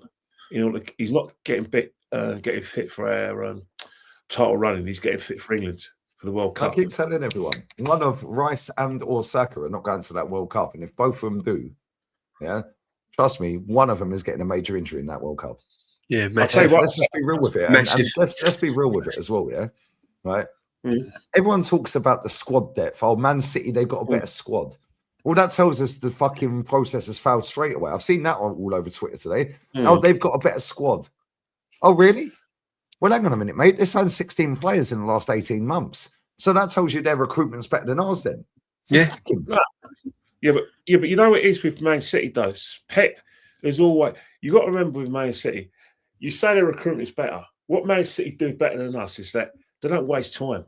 The amount of you've seen players like Jack Rodwell go there, and Scott Sinclair didn't work out. No problem. Off you go. There was a guy who was banging at Swansea. You know, I think he plays for Cote d'Ivoire, and he went to a Man City. Didn't go. Boom. Man City are better. Calvin Phillips, they kept fucking him off.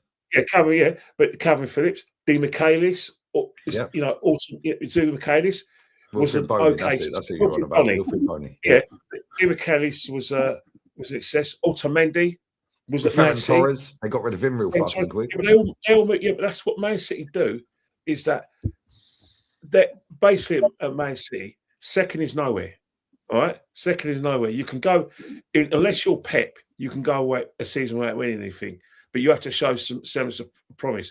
Man City always overload with players, hoping that one of them, if not two, maybe three, will be a success. That's what they do better. At Arsenal, we're in a situation where we are the Bank of England club that if we spend anything, it's done under sufferance.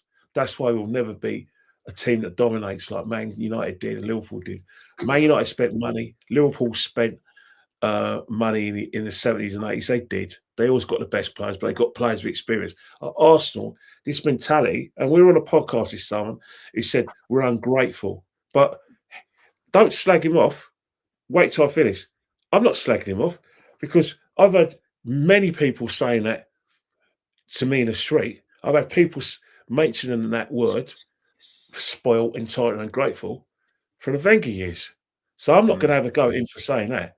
I'm going to argue his point and try and change his mind, but I'm not going to have a go at him because that's not his fault. This is Arsenal Football Club. Arsenal Football Club just want to compete. They have this proud record of being in the top division since 1919. So basically, let's just say, how many years was it? 107 years we've been in the top flight. They see that. That's a trophy. As equal footing as Man United's and Liverpool's 20 league titles.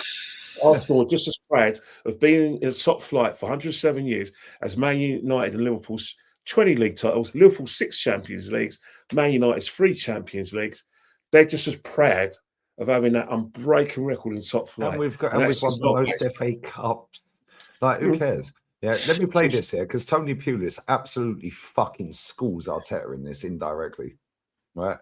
I'm not even taking the piss. Bless up to everyone locked in. I'll get the super chats in a minute, guys. Yeah, big up everyone. Let me play this because this is an absolute fucking embarrassment. And then I want to share a clip afterwards of Martin Odegaard overhitting the pass for 29.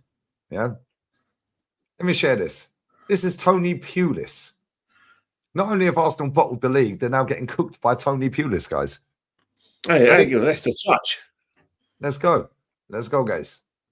Arteta is now using my tactics. What do you mean by that? Just out of interest. Bro, everybody thinks that The long throw. Okay. the long throw. That's interesting. Can I give us the camera? Corners. Rory Delap contributed to 25 goals purely from throw-ins. Arsenal have scored 1 goal from a throw-in. Shut up and let Tony speak. Tony speak. Well, no one's wrong with Yeah, that one. So you've copied the throw-in. No, we haven't copied the throw-in because we... But you haven't been successful at it. But you've copied it. You're more than welcome to say that. It's not the same throw-ins. But then the set plays as well. So you've taken that on board. So we are getting cooked by a guy who deemed Serge Gnabry a shit footballer, bruv. Yeah. This is fucking crazy levels of bullshit. This is what this manager's created. Can you go first start again? Can you go back to that right there? Yeah, I can go back to that and play it enough times. Let's go. Crazy. Pathetic, isn't it? Absolutely fucking shambolic. Arteta is now using my tactics. Stop right there. Just stop right there. Stop right there. Stop right there. When you used to leave back in the day when you used to have that graphic, you don't use it as much. That graphic of Arteta dressed up as Tony Pulis. That was 4-5. Tapas Pulis. Tapas Pulis. That was 5-6 years ago. Yeah. And what did he just say? What did the man himself just say? He's using my tactics. I'll rewind it. And then you wonder why we get Arteta is now using my tactics. 1 goal a game. 2 goals max.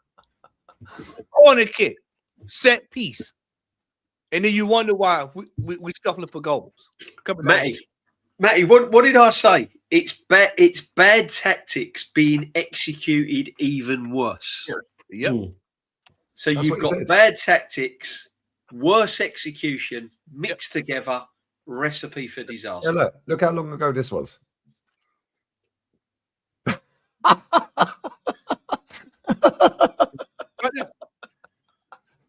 Sack this clown manager. I've stood on business from day one, lads and lasses and non-binaries. Yeah. From day one. From day fucking one. Look.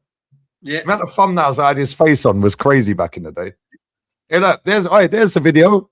Yeah, 25th of November 2019. Arteta close to Arsenal. No thanks. Arteta out. Explicit rant. That's 7 years in November. Told everyone. I got a nice tan in that one underneath, by the way. Just saying. Anyway, let me show you this. I want to show you this, guys. Go on, Kenny. The thing with Mikel, right, is that he's been given enough support from a lot of people. And when we look at the situation right there, from a sort of like visual situation, he's tired, he's out of gas, he's out of ideas. You know, I personally don't think £15 million is going to make a difference. But you mentioned about one of those guys, Declan Rice and Saka, possibly not going to the World Cup. God help Mikel if that's the case, because I'll tell you one thing: if the quickest way to lose a player is prevent them from playing for their country, especially missing a tournament, and they blame you. That's the quickest way to having a dressing room unrest. Yeah, but at the same time, they have to blame themselves, Kenny. You know your body better than any person on this planet. So if the medical staff are telling the manager, he can only play 20 minutes and this and that, but then the players say, no, Gaffer, I feel great. I feel amazing. But how many players? All right, Daniel Sturridge used to do that. He used to say, I'm not ready. Mike Owen, you did that after. They all want to play football, Kenny. Yeah, but they all want to be the guy. I hate you saying, but Daniel Sturridge did that, and look what did Klopp say about him? He doesn't know what real pain is. Facts. Watch this. This is absolutely fucking embarrassing. The glue of our team. Yeah.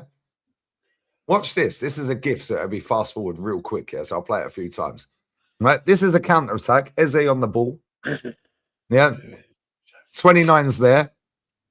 Sorry, 29's there. My bad. 29's there. Who the fuck's that there? Who's that there? Can't see who that is. Martin. No. Yes, it is. Yes, it is. It's Martinelli. And that's our captain, right? Look at the fucking state of this, yeah? Watch this. Let me just move that forward again. Right? Martinelli's now going to break over here, which is probably the right thing because it's going to keep them occupied because he's coming back the way, yeah? He's occupying him. Watch this. So Martinelli's making the right run, but now he's trying to stay on side. 29 was trying to stay on side. Our captain is wide and available free, right? Eze does exactly the right thing, yeah? Martinelli's took that defender away, took that player away, yeah? We now have an overload. The goalkeeper's on the penalty spot. How the fuck don't we score from there, by the way? Yeah, because my man picked the right pass, by the way. He picked the right fucking pass, Eze. Watch this. That's Bernardo Silva down here, by the way. Yeah. Why is our captain not taking that ball and scoring? Yeah, and now, I watched Curtis's stream and he's spot on. He said the ball should have been put in that dark green square right there. Watch this. Yeah, watch this. If you're not going to go and take it yourself because you're a bitch, yeah, then put it in there. Watch this. From there, tell me how we don't score from there. Martinelli's offside, so he can't pass to him. 29's probably just about on side because Bernardo's keeping him on there, right? But our captain should be driving away from Bernardo, and whacking that. He's on his favoured left foot, whacking that bottom right-hand corner or top binsing it in the left. Yeah, instead, watch this. Now he's took some dead touch. Now watch this. Why are you not putting that back across goal, bruv? Yeah. Yeah, and now watch what happens. The goalkeeper fucking gets it on his chest. Embarrassing. Second phase of play, rebound, Martinelli, he's still favourite to put that ball in, isn't he? Yeah, right there. Right there. Go to the corner. You know what I mean? He's miskicked that, or either he hasn't hit it true, and it looks like the goalkeeper has actually got a hand to that. Yeah, look at this. It's a clown show. If that's back the other way, and that's Cherky, Haaland, Semenyo, and Doku, that's a fucking goal, bro. That's a goal. Any quality team scores from because Cherky are just, or any of their players, they just feed Haaland clean through, and you know he's scoring. If he goes clean through 1-on-1, you know he's never offside. I think he's only ever been offside about 3 times in the Prem. Yeah, it's like stupid. Yeah, if he goes 1-on-1, you know he's going to score 9 times out of 10. It's a miracle if he misses. Watch this. Let's watch it in real time. Oh, all right. Well, I can't rewind it. I'll have to watch it again. Yeah. This is Atleti against us next in the Champions League. Right there. He could just put it right there in front of him. He could just put the ball in front of him. That's what I'm saying. And put it on his right foot. Put it on his right foot. Put it on his right foot and put the ball there so he can finesse it in the bottom corner. Hey, go to that dark area in the box there, just in front of Odegaard Lee. Go to your left. Go up a little bit. Right in there. Ball should have been right. Come over to your right. Not that ball. Right in there. Runs on to his shoot. That's it. And the thing is, Matty, yeah, he overhits it so it goes there. Right? He knows he's right-footed. Right? So why don't you just pass that ball just here? Yeah, it's near the penalty spot. The goalkeeper is just off centre. He's more to the right, his right, our left as we're looking there. So more of the goal is open on the right-hand side. He's right-footed. So why don't you just put it near the penalty spot? Just finesse it near the penalty spot. He's running onto it. Fine margins, guys. Fucking embarrassing. And look at what this dickhead does. Yeah, he is fucking shit because he took a dead first touch. Right? So now, from there, why don't you just whip it? Yeah, you can still whip it from there, and you can put that bottom bins there. Top bins, right-hand side, left-hand side of the goalkeeper, yeah? Now he lets it run across his body. All the way. Bernardo's right back in there. He can square that to Martinelli, by the way. Yeah, because Martinelli's onside. He could have let it roll by. Just let it roll. Take it, shot. Yeah. And then he slips, yeah? And he don't go across the goalkeeper into that corner where all of the goal is gaping. Fucking brain dead. 280 a week. Yeah, watch this. Watch this from Erling Haaland, yeah? Doesn't matter. No. Look, did I tell the referee? Doesn't matter. No. Look at this. What is this? No, that's what we said before. It's not football. And it's not right. I know. What's the referee saying? Does he say anything to you? It's a Gabby Magalash thing. This is what he says all the time. So if I went on the floor here, I think it would be a red. It's a red card. Yeah. Have you said anything to Gabriel after you scored there? Did you look at him and smile, or did you do anything just to upset him a little bit? No, I didn't. I think I will never. I won't do this. Okay, maybe sometimes. No, I didn't do. I didn't do anything. In the end, let's be real. He's an amazing player, and it's always a nice battle. But I think sometimes in the Premier League, it's maybe a bit too much. So I'm saying he's taking the fucking piss out of us, bro. Yeah, if I'd gone to the floor, I would have got him sent off. He said, keep him on, and let him have pain. That's what he's saying. He said the game would have been much. It was already easy. It would have been easier. Yeah, light bulb, never walk alone. Speakers, win the dog, fire at training ground, pickpockets at dinner, players holding pens. Yeah, when you said what do they do in training, they're holding fucking pens. Nooks and crosses. All these gimmicks without a single title. Yeah. Facts. Arsenal were beaten yesterday, but it was their best performance in some time. If they can maintain that level, the race is not over, guys. It is over. Yeah. They can't mourn the opportunity lost. They can only look forward. Shut up. I've no problem with what you're saying, and I understand it. But the problem is, it's still a situation where you and I know that a lot of some of that personnel that started the day probably won't start against Newcastle and will be rotated unless there's a game where it's like really something on it. And of course, all the games are on it, but where it's a case where, God forbid, we're in a situation where if we don't win this game, the title's handed to Man City, they will play again. And that's the situation. What the guy's saying is right, but what he's trying to do is he's forgotten that we're actually in poor form. that as well as we played, and you see a lot of teams who play well. They're in horrendous form. Our form is horrendous since the 22nd of March. Things don't work for you. You hit the post when you should score. You stretch the shots when you should score, and that's the thing. That's us. That's us. You know what I've said. I told Novsky this morning. You know how I don't know about y'all, but you know how it feels to me, Lee. You remember this because we sat right here and watched it. I feel like that season we went from 4th to 5th, Lee. You remember that? Remember how we flailing down the stretch? Yeah.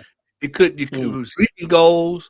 Like Kenny said, nothing was going right for you, and we ended up playing Newcastle right around the time we needed to get that. We needed 2 big wins there, and then we played Newcastle and wet our pants.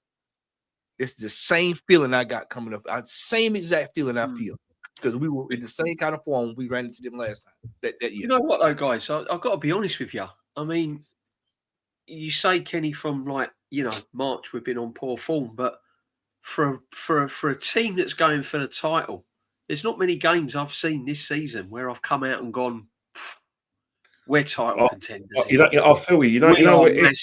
We are massive title contenders here. I've not seen a game really for the last 2 seasons where I've walked out the Emirates, apart from the odd one or two. Where I'll tell you what, DJ. This season, I'm struggling to find a game where I've walked out of and gone, the answer there, though. The answer there, DJB. You think about it. Before the Sunderland game away from, I always reference it. There were games where there were times where they were talking about us breaking Chelsea's defensive record. How's that? And our defensive record. Remember our defensive record in '99 and Chelsea's in 2005. We're on. But when we're playing teams like Fulham, we're winning, and we're playing Crystal Palace. We're on course to do that. And then, and one of the reasons why is that teams haven't worked us out yet. Exactly. We were scoring from set pieces defensively. When it comes to low block, we're the best in the business. When it comes to being overloaded, we can't be overloaded. That wasn't happening. Until Sunderland. So what the situation is that we believed the hype. We believed the hype that we were seeing on from Martin Keown, from people like Gal on the podcast. We're believing the hype from like Match a Day. Arsenal's got the best defence in the country, the best team in Europe. We're doing well in the Champions League. That was all well and good. But I always said that when it gets into the business end of the season, especially in Europe, when teams are at their fittest and we are at a situation where we're running out of gas, that we'll be found out. I said in January, my biggest worry when people ask me, when Arsenal win the treble, I always said, and you can quote me on it because you got the tapes. I've been on loads of podcasts. I said two things I said, and it's been proven right. One, Arsenal's biggest rivals are themselves. And two, I said, with the amount of games we play in this league and how far we're going to go in the competitions, the fatigue is going to be our worst enemy. And that's exactly what's happened. Yeah. You see the stat here, yeah? Expected assists. 0.33. So that's less than one fucking assist, bro. That's less than half an assist. And I've just shown you that GIF of him being able to lay it on a plate for 29. 1,167 minutes of football this season. 5 assists. 5 assists. 1 goal. Yeah. How is expected assists, bro? Do you know why this is why I don't rate these stats here. Expected assists is less. Well, it's just over 1/3 of an. Well, it is 1/3 of an assist. Hold on, 1/3 of an assist. Yeah. And this is just this. I've just shown you him getting the fucking ball. Yeah. And he could have laid it on a plate and he overhit the pass. So that expected assisting is only because he misplaced the fucking pass. Watch this, Lee. That's why it's so low.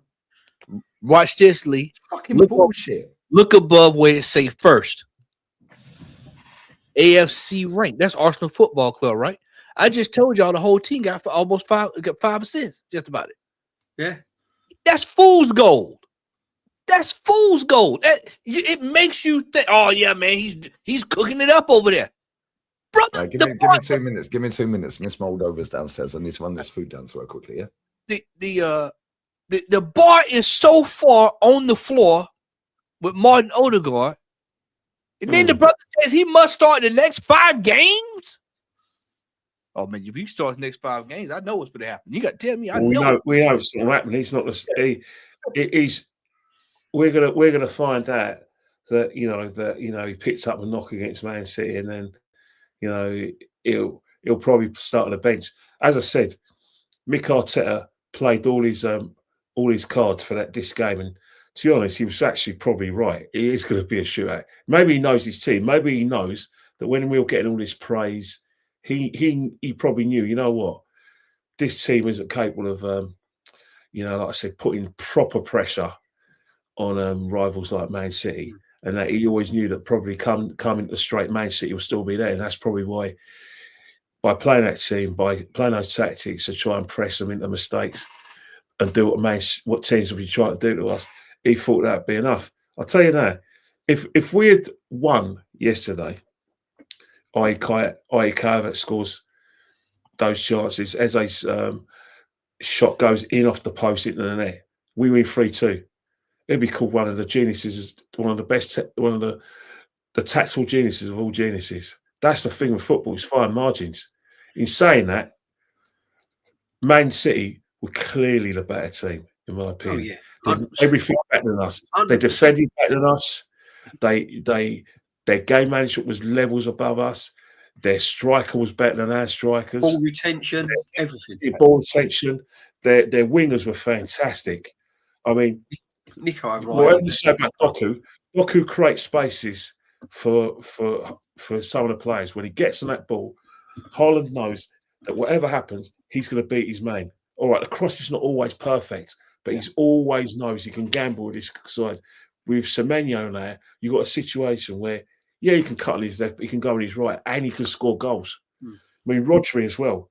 That pass for Semenyo, if Semenyo didn't get his feet right, the game's over. You know what I mean? Do you know another thing, though, as well, that we haven't done in recent years? We haven't done it with any quality or conviction. Is the difference is a lot of the teams have strengthened and bought well in January.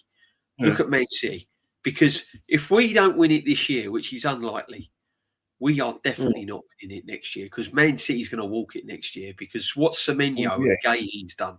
Turkey. And then you look at Turkey, they've got Marmoush coming through, they've got Semenyo in all levels, O'Reilly, they've got other youngsters as well.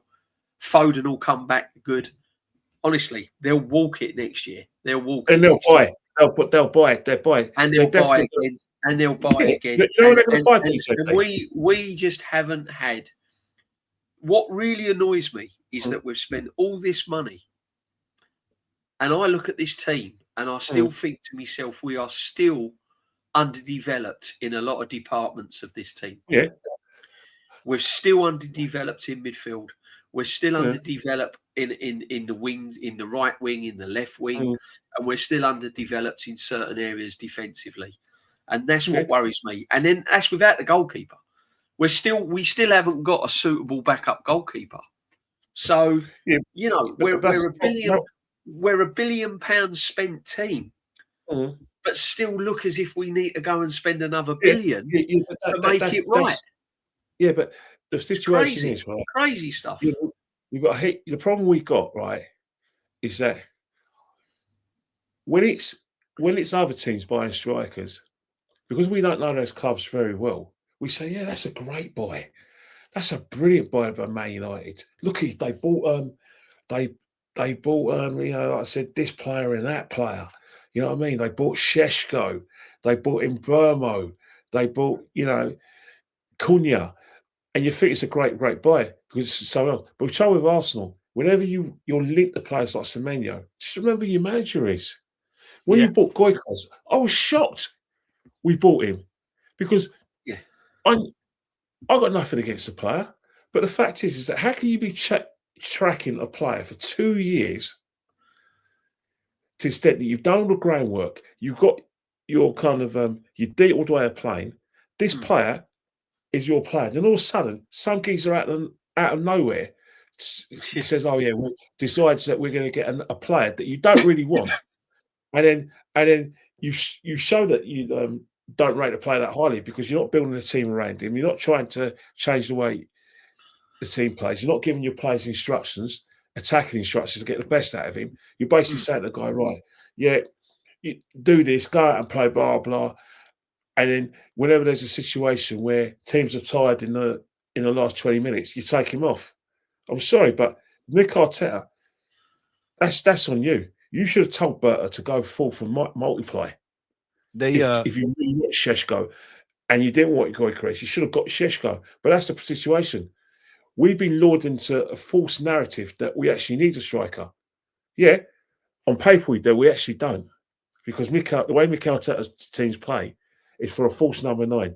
So we should have done our homework as fans and not called for these, strikers like Gyökeres and who can score goals in it, whilst Mick Arteta's the manager. That's my view. I just always remember who your manager is, and say we get Francesc Fabregas.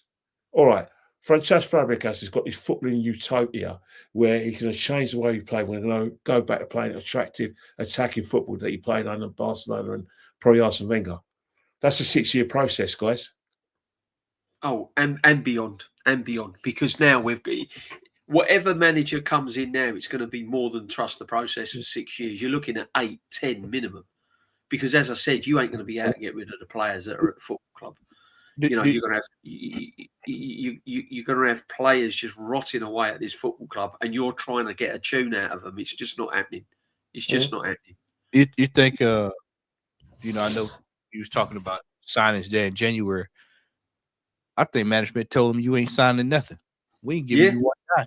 Yeah, not giving you anything. You use what you got. Yeah, and you use your ability.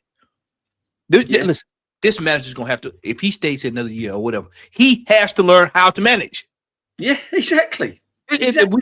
All these narratives, all this, well, this, that. Hey, buddy, you have to learn. Hey, there's a hammer, there's a nail, and there's a piece of wood. Feel something. Do it. Matty, and me and you have said this all along. It doesn't matter what players come into this football team under this manager, because he has found a way to absolutely ruin them. Who's he got the best out of? Who has he majorly improved? Who is the defenders? Who has come on leaps and bounds? Gabriel Magalhaes. Gabriel Magalhaes and probably Saliba. That's it. Because we've been told that they're the best defensive unit in the country. He's got to take some sort of credit of that, because we're calling Gabriel Magalhaes a bozo. We don't call him a bozo anymore. So let's be honest, defensively. But then again, I always say he played for David Moyes. Yeah, he played for David Moyes.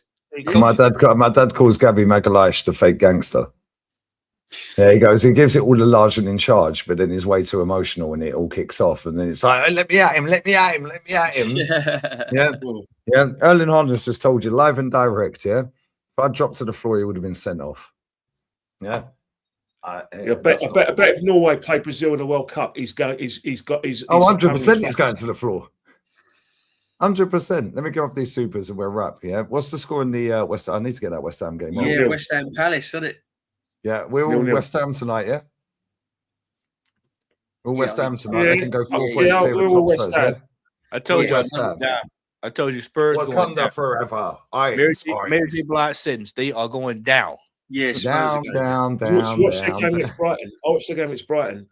And I watched that. Fucking Xavi Simons fucking celebrating for 5 minutes. He had to go from 18th to 16th to end up back in 18th. What was Danso doing? Just he looks like Rob. Put it into Rosette. Put it in Rosette. Smash it out of the ground. Then he was crying at the end. What is it with Tottenham players crying this season? Absolute wasters, a lot of them. I'll tell you what. Them against Lincoln City next season is going to be hilarious. Lee, I'm sorry. I can't rip into. Well, I can be happy Spurs have gone down, but I can't rip into them if we've failed on four fronts trophy wise. If we go trophy less, we are just we are the red and white Spurs. I'm telling you. One at the top, one at the bottom. It's equal. We're the same. Yeah. You It's just the same, got one at the but top, different. one at the bottom. The outcome is still the same. Yeah, Crap. Yeah. When the chips are down, everyone fails. Spurs. I can't be ripping into Spurs if we don't win nothing. I can't. Well, DJB, I'll tell you one thing, right? I don't know how Lee and Matty feels about it. Well, I know how Matty feels better, but I think Lee can live with that at North London derby. But yeah, I can. When the fixtures come out in June, and they're not here, you think, Jesus Christ, Kenny, what are you going to do? I tell you what I'm going to do. I'm going to be looking when we play Millwall. Ipswich Junior. We all want to go Millwall away. Yeah. What will be our Kenny? You'll have to have the Arsenal Man United as a proper derby. That's our local. That's our rival. Here's a good one. Listen to this, yeah. Listen to this, yeah. Top podcasters, yeah. Top podcasters. Pete Woods. Yeah. Calling our top goal scorer number 14. Wow. Yeah, but Pete number 14 registers 0 attempts, 0 shots on target, 40 touches in 207 minutes against City. Pete has never been a fan of Yorkie Reese. Pete's never been a fan. No, I know, but at the same time, don't worry, guys, because 29 had 30, 5 shots, 2 on target, and a goal against City away. He totally transforms how we played. He occupied defenders, held the ball up, brought others into play, and was dangerous in the air. Everyone clearly trusts him. Give him Saka next week, and we are going to be very good. Saka's fucked, mate. Yeah, big chances need to go in. They didn't. Oh, that's because he's not clinical, but our actual striker is that you call number 14, mate. But anyway, he held bench till the 84th minute. I can forgive a volume striker missing chances. Haaland also missed chances today. Yeah, I can't forgive 0 attempts and 0 on target game after game in against semi-decent opposition. There is a new vision, and it's better. Yeah, you need spec savers, mate. How about that? Semi-decent. What is he on about? Pete's no Goycrest. He looks like the fucking geezer from The Shaman. He's a good. He's a good. He does, doesn't he? That brother said semi-decent. Semi-decent against semi-decent opposition. So he's saying that Gyökeres doesn't score. Yeah, I don't do fuck all against semi-decent opposition. Oh, really? So his chances. Oh, he got the winner. Okay. Yeah. He got the one that mattered. And the chance that he missed, he hit the post. He got the one that mattered. Never mind. Yeah, he got the fucking winner. That's what I'm saying, bro. Look at this. Look. Why Arsenal's recruitment last summer should be under the microscope. The spending was huge, but the results have been mixed. City's deals in Jan, Guy in Semenyo were the game changers and good value. Andrea Berta's first summer, very hit and miss. Lee, what did we say? Guys, what did we say when it all goes wrong? Kenny, what did we all say when it all goes wrong? This guy is going to be the fall guy. Yep. It's his fault. This guy will be the fall guy. It won't be the manager's fault. It'll be this guy's fault. Yeah, but you know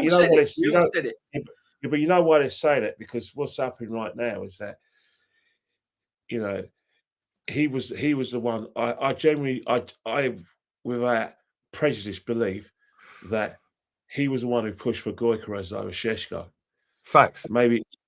Yeah, he wanted Eze. He wanted Eze as well. That's why Eze is I think what's happened is that Mikel wanted to, sort of elongate his process.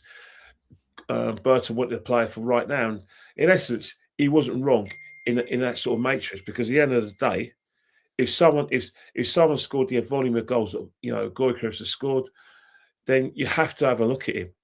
You have to have a look at him if you're a big club. But we're the only big club that actually went in for him. I don't remember Liverpool looking at him. I don't remember, Man United did look at him.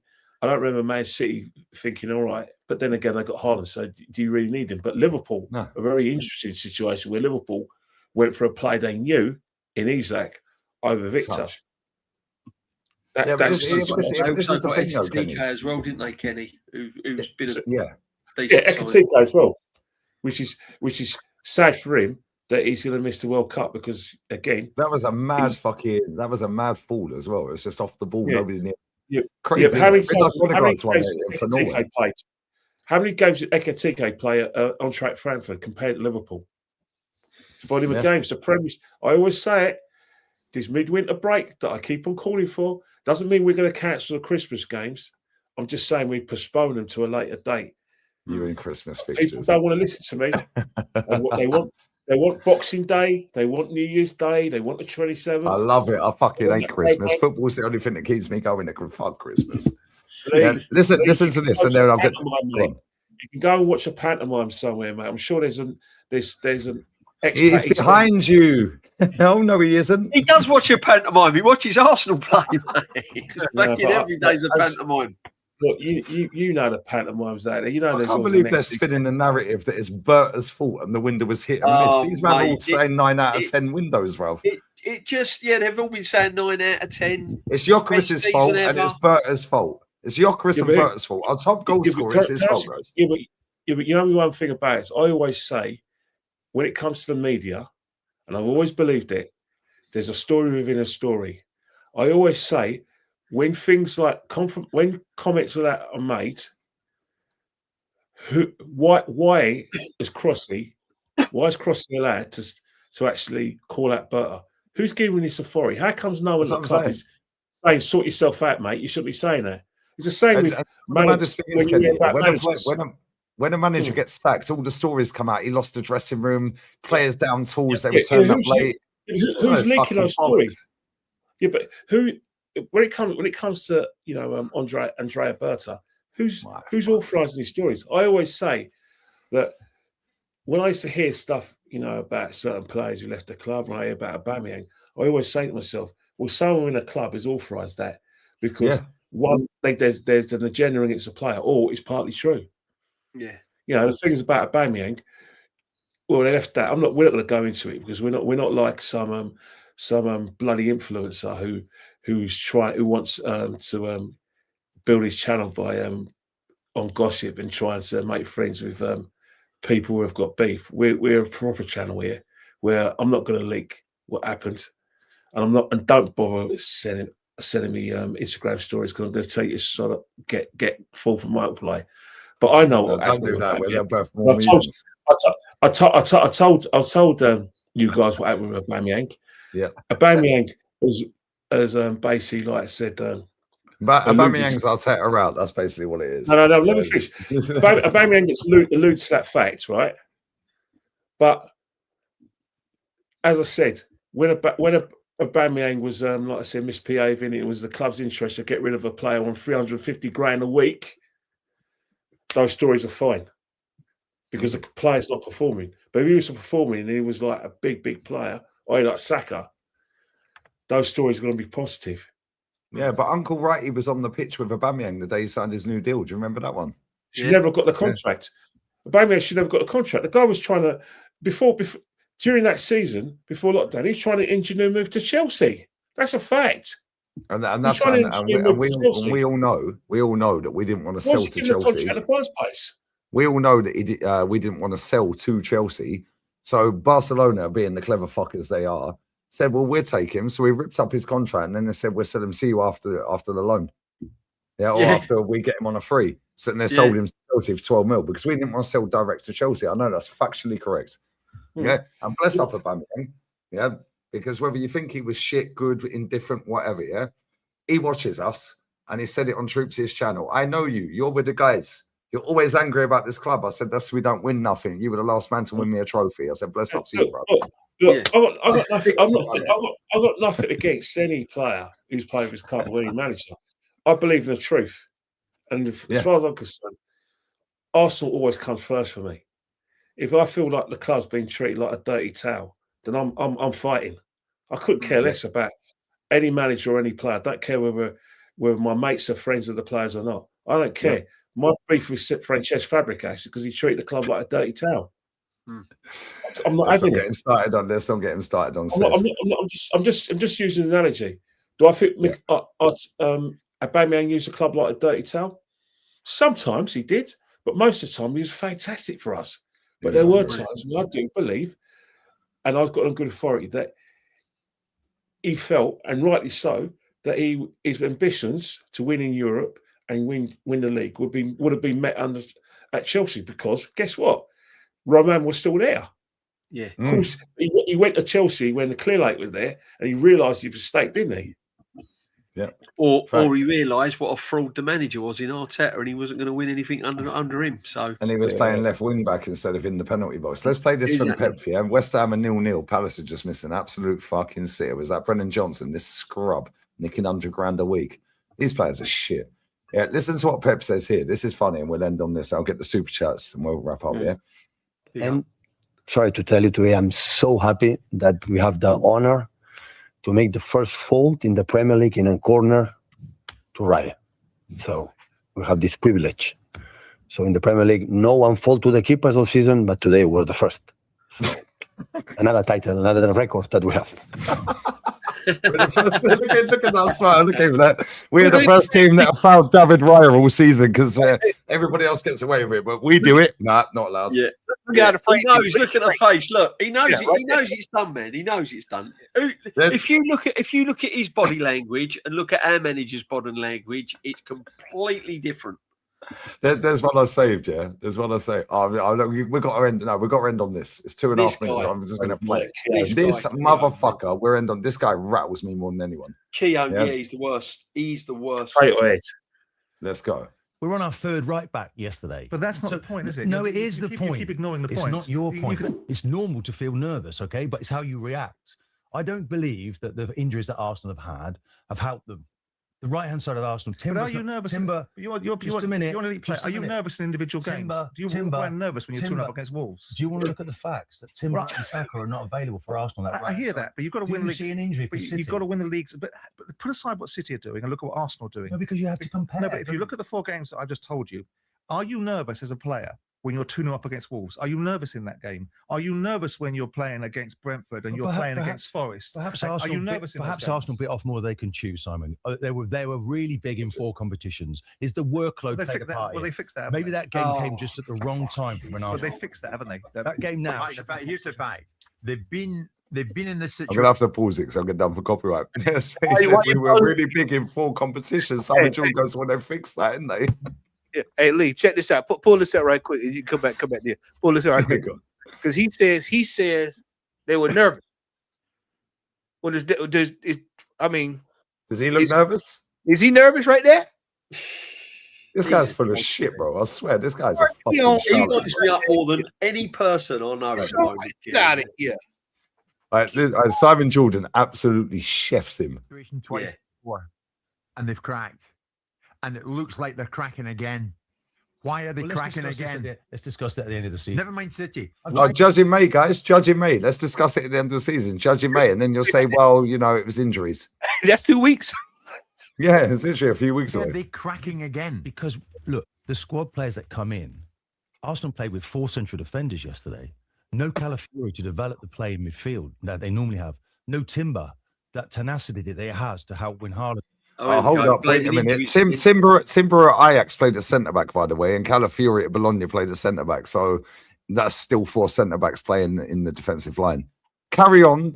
He headed the ball too many times. Doing his stuff, yeah. But you've got to find a way, haven't you? Yeah, but the squad should be strong enough. People come in to replace. Cope with that. Don't they? We're on our 3rd right back yesterday. But that's not the point, is it? No, it is the point. You keep ignoring the point. It's not your point. You can elevate your voice if you want to because you don't like the conversation. Yeah. Losing away to Man City as a bad result. It's the other results. There's always a first choice player, isn't there? So when a second choice when you're playing against the bottom sides in the division and you're yes, that's a different discussion. But we're talking about yesterday. That's why they've lost. I'm talking about that's a big part. That's why they've lost their position. Simon's point's relevant. That's why they've lost their position. That's why they've lost the position they were in. Don't you think the workload though has affected the Arsenal players with the injuries and squad depth though, Martin? What you was talking about earlier on in the season. We've got a bigger squad now. We can cope on all fronts. They're in the League Cup. Because this sounds like what I heard last year. Do you know what's funny? After I watched this, and there's a 28-minute clip of this on TalkSport channel. I listened to it earlier when I was cooking, right? Yeah. Look, you can see it, there's no fire in the eyes. He don't believe anything he is fucking saying, bro. No. Yeah. He's a liar, right? And do you know what's mad, yeah? You can elevate your voice as much as you want. That's funny. Yeah. But do you know what the funniest thing about this is, yeah? I Googled how many games Man City have played this season. They played 52. We played 55. Yeah. Then a caller called in on the 28-minute clip and said, yeah, but let's not forget, we were in the Club World Cup. We were in the Club World Cup, mate.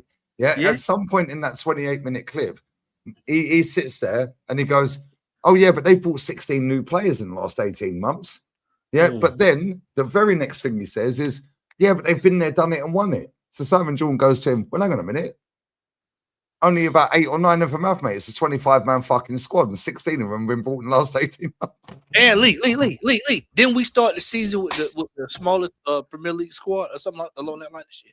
We had the best squad in Europe, mate. We had the that was last year. That was last squad year. depth, choice in every position. We've got choices in every position. Now it's like, oh, we haven't had this one, and we ain't had that one, and we ain't had that one. The bottom line is that this manager cannot tactically get the best out of these players. Listen to the rest of this, and we'll wrap. Some players with the injuries and fatigue. No, talk of players. Well, you know more. Talk of players playing with. So Man City. Man City are in all the competitions. They're in the League Cup. They're in the FA Cup. They're in the Champions League until recently. But they invested well and wisely in the transfer window, didn't they? Gahey, squad rotation. Manager that's squad rotated. Still the top goal scorer at Bournemouth. Well, I didn't hear you talking about Arsenal signing the players in January up until now. I haven't heard you mention that. You now mention it now because we're taking Arsenal to task, because at this moment in time they've blown up. I hope they don't. And Mark, we're not giving you a hard time. Don't mean to do that. But he just does seem from the outside looking in. But it's the same story is developing and Arsenal are cracking. The Terry Flewers of Talk Sport, bruv. Transfer. Nobody has mentioned that transfer window until nobody has mentioned the summer window until it's all blown up in their fucking face. Yep. This Brendan Johnson is dog shit. He is nicking a living. He's just missed another sitter. Right, let's get these super chats and we're wrap. Big up Ennis, bro. Can you sell replica trophies on your shop? I could do that if you want. Everyone will cry about the price. Hey, you should put up that league. You should put up some printed certificates that say second place on. Second again, ole ole. Yeah, they fly up. Big up Dr. Tuxedo, bro. 120 for 29. Nonny. 430 grand a week wages combined. Jesus fucking Christ on a bike. That's embarrassing. 430 grand a week for them two. Jesus fucking Christ. Bless up, bro. Big up Paul Bryden. Until Arteta leaves, nothing will change. And even when he leaves, it's going to take 5 to 10 years to recover this football club, bro.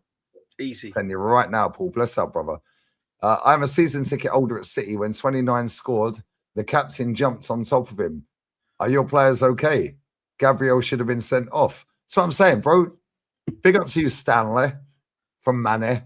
Yeah, bless up to you, because every Man City fan I've ever met going home or away at the Etihad or at the Emirates, yeah, they've always been sweet. I've never met a dickhead, well, actually one dickhead, and he got launched. Yeah, we see that, Kenny, live and direct. And we know who launched him as well. Yeah, but other than that dickhead. Oh, remember that? Yeah, do you remember? He's bigger than you, isn't he? You know what I'm talking about. Yeah. We are champions of England. Yeah, move. Yeah. That was fucking hilarious. Yeah, but it is what it is. Big up Stanley, bro. Good luck for the rest of the season. Hopefully you don't win fuck all. Jam boy, big up. Big up Jam boy, brother. 5 months. Always love my guy. Big up to William.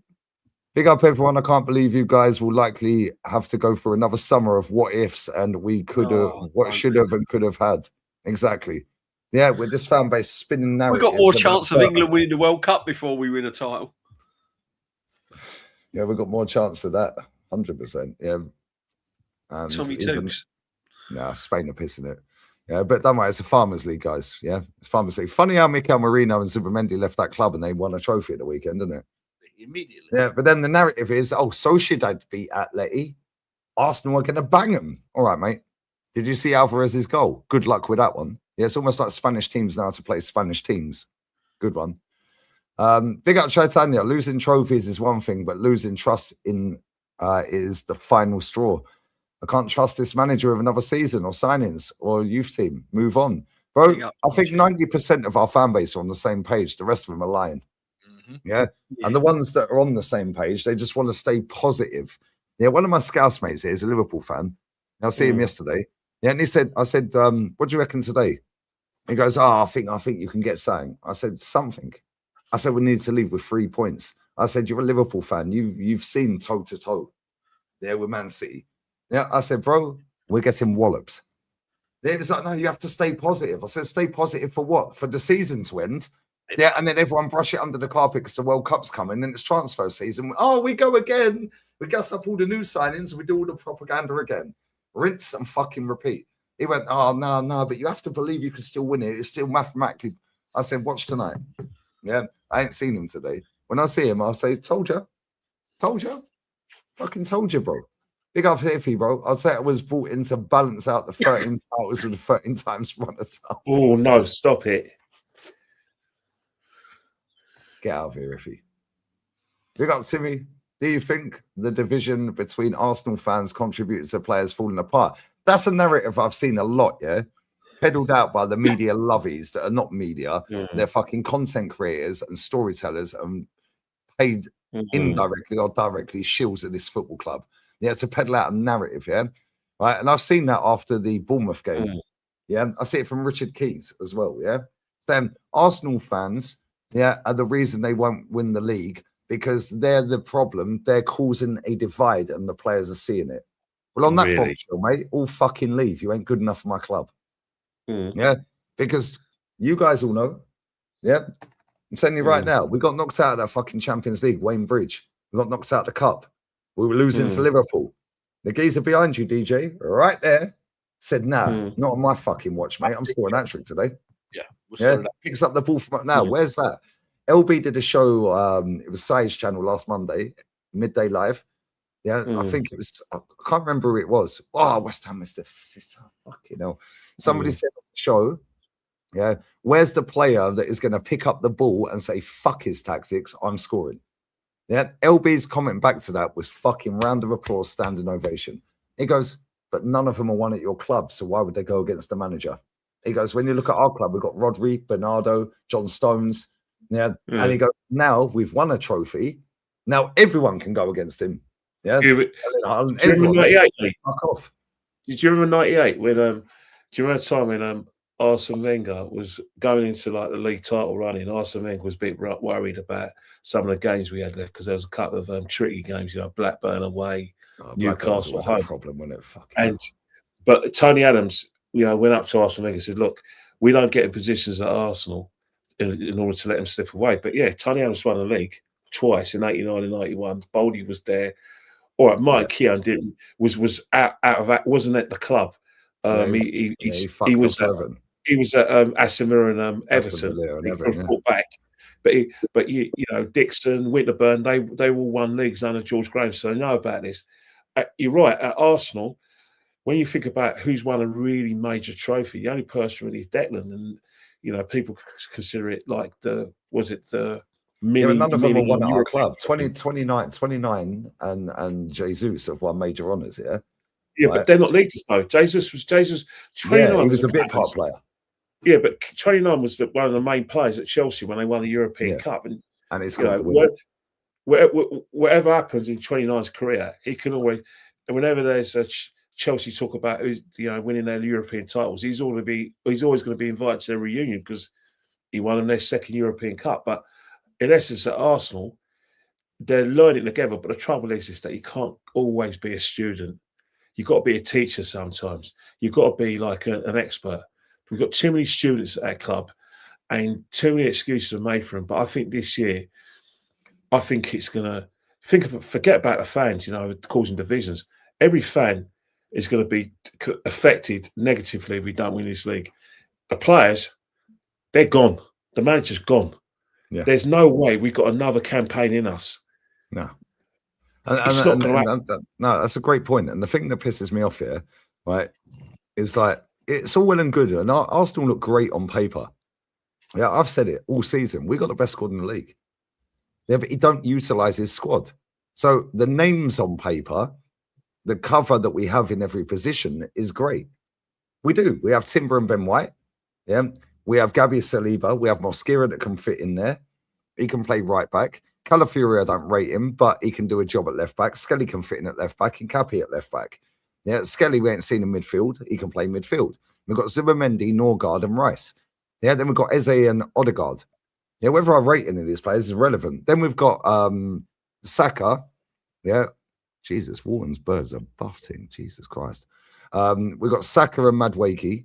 Yeah, we've got Martinelli and Trossard. We've got Marino, Trossard. Sorry, I said Trossard. Marino, Jesus, and Gyökeres. Yeah, then we've got Ethan that he's loaned out. And we've got Dauman. We've got Raya and Kepa. We have a very good squad. Yeah, the difference between the two managers is, yeah, that guy knows how to utilize his squad. Look at the difference between Skelly and O'Reilly. They're both midfielders. Yeah, one of them is now on for Young Player of the Year. Our guy started at the fucking Bernabeu. Yeah. Oh, we beat Real Madrid trophy. Barely seen him since. That's the difference in coaching. Ethan's on loan at Marseille. Reece Nelson's on loan at Leeds. Yeah, look what he's done to some of these players. It's embarrassing. Yeah, Phil Foden's holding bench. Yeah, why? Because they got Cherky now. Yeah, so they've leveled up. But when he wants to bring Foden into a big game, he'll bring him into a big game. And Foden, I'd say 7 times out of 10 will deliver. Yeah, but when he has a stinker, he drops a fucking biblical. I can't lie. But when he's on it, he's good.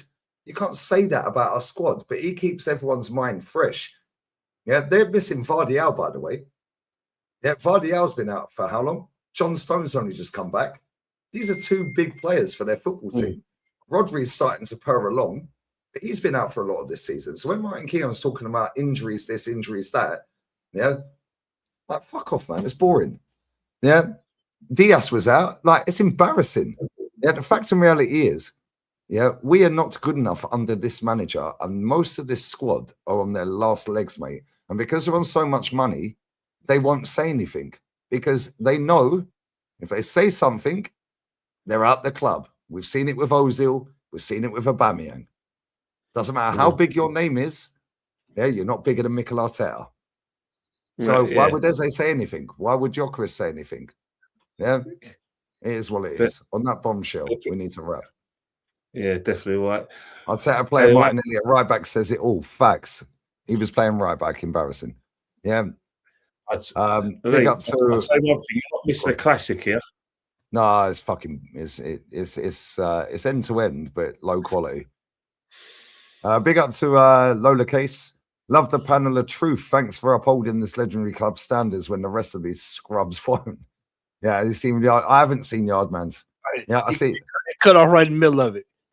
I see Rants doing a reaction to my fan cam, Troops' fan cam, Turkish's fan cam, Curtis. I think he did Curtis as well. Yeah, and he texted me earlier today. He was like, "Tomorrow, yeah." Fucking man did a 3-hour fucking live stream reacting to all of our fucking shit yesterday. Did Rants do a hate watch by any chance yesterday? Of course he did. Yeah, he done a 3-hour stream after that, reacting to all of our fucking fan cam, all the fan cams and shit. Yeah, yeah. Man United won at the weekend, didn't they? Yeah, no, he's happy. That's what I'm saying. He's going to come with the shades on. The Arsenal Express is never late. Let's go see a lot of next year too. You better get ready. Yeah, I'm saying you right now, we're fucked next season. Big up to Gigi. We need to get our players on Kenny's no bread diet. Maybe then some of them might be a bit stronger and stay. I'll tell you one thing. I've seen some of them. You know, like when they come out of the media centre and they're getting driven away. Yeah, a lot of them are looking good. Like me, Kenny, aren't they? Yeah, they are very. They're very. I won't call them skin. I call them svelte. Slight. Where's Havertz has bulked up then? What's happened to him? Well, Havertz is tall, but he's in good shape. Calafiori's, if you look at players like Calafiori, or you look at last year, I saw the PSG players like Vitinha, Ferran, what's it? Who's that guy? The Spanish guy? Is it Fabian Ruiz? Fabian Ruiz. That's right. Fabian Ruiz. I saw Mendes. I swear to God, I was standing next to him. I looked at them and I said, did these guys play football? Was this guy bombing down the left-hand side? Was this Fabian Ruiz running in the midfield? Was this Vitinha? Vitinha looked like a geezer out of Waterloo Road, one of the students out of Waterloo Road. Mendes looked like one of the geezers who goes shoplifting in the corner shop. And don't get me started with Fabian Ruiz. You look like the geezer you bullied at school. But they ran that midfield last year at PSG because I was talking to their security officer. He says, "You're right."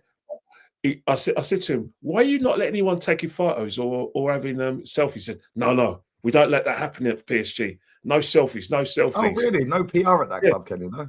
No. Trust me, it was a media Oh, center. This guy, French, African guy was basically. There's nothing of him. Wearing glasses, he was like a copper, basically saying whenever someone went up to the players, he had his arm out. Whenever they got the phones out, he threatened to take their phones and smash it on the floor. If they went there, and like, no word of light. I was at the media center last year, and I saw those 3 players, and they were just chatting to their families, and they all looked like how do I say, sixth formers that sent out our wishes. It's mad, Seriously, it's the same at Real Madrid. It's the same at the Italian clubs. It's the same at any other club in the world outside of the UK. Yeah, you're allowed to cluster players. Neymar, £200 million player, the most expensive player in history. They were turning up at his fucking house. The ultras turned up at his gaff. I told you, turned up at training. I told you, man, about Fabian Barthez when he was at was it Knots? I can't quite remember now. It's been a while, but they went in whooped his ass after the game. Yeah. They would have got a hold Look of at Bastos at fucking Sporting. They wouldn't have beat him up, bro. What about who's the one that got the steering wheel of the car took off, Lee? Spalletti, Napoli manager. Yeah, The Napoli Ultras said, "Yeah, we'll take your CDs and your steering wheel out your car, bruv. You ain't getting it back till you win the trophy." He got it back. He got it back, though. He got it back. Ajax last year. Yeah, Ajax storming the stadium. Yeah, that's what I'm saying. Bro, these men get kidnapped, yeah? Fucking Napoli Ultras don't fuck around. Roma Ultras don't fuck around.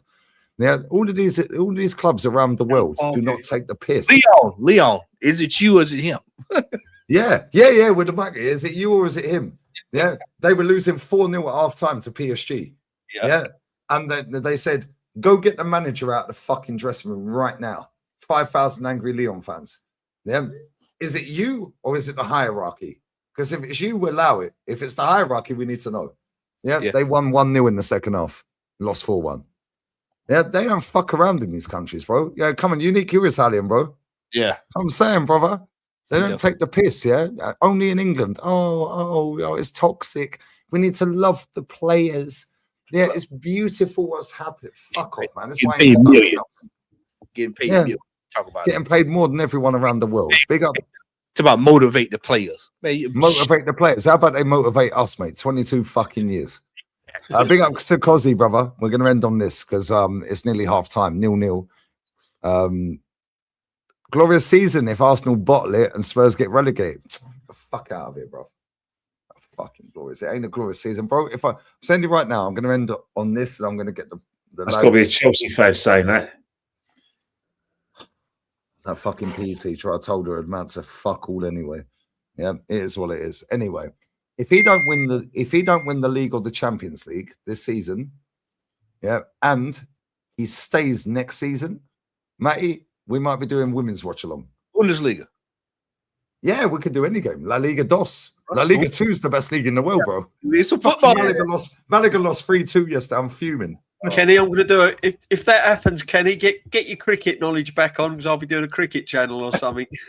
Oh, yeah, but trouble is that the Arsenal huddle, it'll be the fucking Essex huddle or something. Yeah, but I Middlesex. But I'll be doing non-league football. I'll be doing the local league teams. Oh, that's a great thing.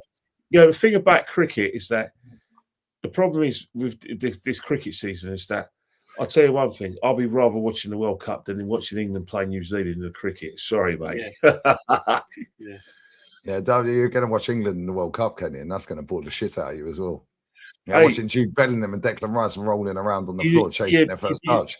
Hey, it's the World Cup, man. At the end of the day, before the Premiership and Champions League, the best players in the world who got Ballon d'Ors actually got Ballon d'Ors on what they did for their country. Rather than safe. You know, I'm having a few games of good games in the Champions League. By the way, before we wrap, did you notice the picture of Alan Pardew at Crystal Palace next to the director?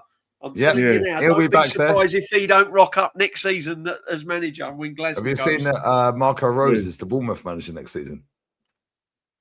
Yeah. Marco Rose, Bournemouth manager. Next season, 3-year deal. Pardew's going to end up back at Palace. I'm telling you, as in management. Listen, we are going to wrap. This has been a Big lit up to show, everyone. man. Always lit. Unfortunately, our team ain't lit. Yeah, we didn't. We had the fire guys, and Man City brought the smoke. So it is what it is, isn't it? But listen, Matty, always love, brother. Look at Mavropanos. He looks identical to my neighbour, bro. Oh, fucking no wonder he's not in tonight. He needs to score the winner. But Matty, what you got coming up, man? Obviously, we'll be there for Newcastle at the weekend. Yep. But And then anything else? Yep. And on Wednesday, I'm going to try to make it back to be on with JB and Norms for the mingle this week. We got some nice tunes lined up for everybody. Yeah, exactly. Have a crack in the mingle. Yeah, man. All right, big up to Harry Kane, by the way. Yeah, he won another trophy yesterday. With the C team. Yeah, with the C team, and he held bench. Oh, by the way, they brought Harry Kane on and kept Nico Jackson up front with him. Yeah. And they were winning 3-1. Just saying, guys. At least Palace are on here. Joke. It's fucking hilarious. Kenny, love you, man. Always love. Kenny Ken 1972, pinned comment along with Matty Southern Gooner and DJB Arsenal Huddle. What you got coming up, Kenny? Obviously, you'll be at the Newcastle game at the weekend. I'll be at Newcastle game weekend. Obviously, I've got podcasts with Goodness to Gooner at 11:30 tomorrow with Dan, Oggy, and our good friend Chris Hudson. And obviously, we do the 6 o'clock show. I think me and DJ have been doing that, the 6 o'clock show. And then, of course, I'm going to be, well, my wife has made me promise, and I'm going to fulfill that promise. We're going to go and watch the Michael Jackson movie. So that's on Wednesday. Of course, without a shadow of a doubt, I'm going to be at the game on the 5:30 game. Involving ourselves and Newcastle. And who knows, Man City will probably be six goals up against Southampton at the FA Cup semi-final at Wembley by the time after slapping Burnley about 5-0 on Wednesday. I haven't thought about that actually. I missed play Burnley Wednesday. They can go top of the league on Wednesday. You're not around Thursday, Kenny, are you? You're not around Thursday. I could actually. I should be, but I'll confirm it on Wednesday. I'll message you anyway. I'll message you, my friend. Yeah. Sometimes if someone offers me a bit of market research, not market opportunities, research, Lee. Yeah, no worries, man. No worries. My market opportunity. I'm taking it. Drop me 2 packets of cigarettes and a crate of booze in exchange for some food and a couple of bottles of water. What a market opportunity, lads! Get yourself an Eastern European bird. Very nice. Yeah, and then she fucked off and said, "See you later. Have a good night." Cheers. DJ, you struggled through it, man, with your chest infection. Yeah, cheers. Yeah, bless up to you, man. And you've been infected with the Arsenal virus. Yeah, but shout your channel out, man. What you got coming? Well, I've got our DJB the Arsenal and all come on and have a little look tonight. I think, or in about an hour's time, the OGs are back with Aaron. Aaron talks Arsenal, me, Normski, and Shano. That I'm looking forward to that. Tuesday, I think got the retro with Shane, and then old school show. Wednesday's the mingle, midweek mingle, me, Normski, and hopefully Matty. Thursday, me and Kenny. And then Sunday sit back as well. So yeah, all good, Lee. Always a pleasure, my friend, being on here on a Monday night. One of my favourite shows. Kenny, Matty, yourself. We've spit some facts out tonight. We definitely have. And hopefully, guys, take it all in. It's going to be a bumpy ride till the end of the season. Yep. And make sure you bring your sleeping bags, guys. Your water bottles, guys. Yeah. Yeah, make sure you hot water bottle and sleeping bag at the Emirates for the game against Newcastle. Oh yeah, guys. I'll be there as well. Arsenal's ladies playing on Sunday in the Champions League semi-final on a Sunday. Yeah. Come on, my fucking manager. I'm telling you. Back to if she wins that, they got Leon, right? Yeah, Leon. I swear it's Leon. Oh, yeah, it's Leon. It's Leon. Yeah, it's Leon. It's Leon. They're the Real Madrid of women's football for Champions League, isn't it? 9 times I think they've won it. Yeah. Right? Yeah, they play Leon on Sunday. I might do that game, you know. Yeah, that'd be a good one. That'd be a good one. Yeah, and guess what? If she gets the back-to-back Champions Leagues, oh my days, mate! We watched the watch-along for the Barca game last year, didn't we? When she won, You saw. Well, I somebody in the chat know, but I can't remember what German team it was that the a female coach took over to the end of the season. I can't remember. That was she lost her first game as well. Yeah, first female manager in Bundesliga. Yeah, she took over. Union Berlin. Yeah, Union Berlin. Yeah, big up Centurion, bro. Yeah, Union. I think she lost to. Was it Stuttgart? She lost to. That might have I been. think she lost 2-1 at home. But, yeah, give the job to Sleggers, man. She knows how to get over the line. Oh, Wolfsburg they lost to. There you go. Hey, shit, DJ, do you remember that program in 1989, The Manageress with Sherry Longy? Yeah. Remember it, don't you? Yeah. Even I fucking know that. And I ain't even really. I know it because fucking I know it. Yeah, but I went, you remember it, Sherry Longy? Yeah, she was in it. Yeah.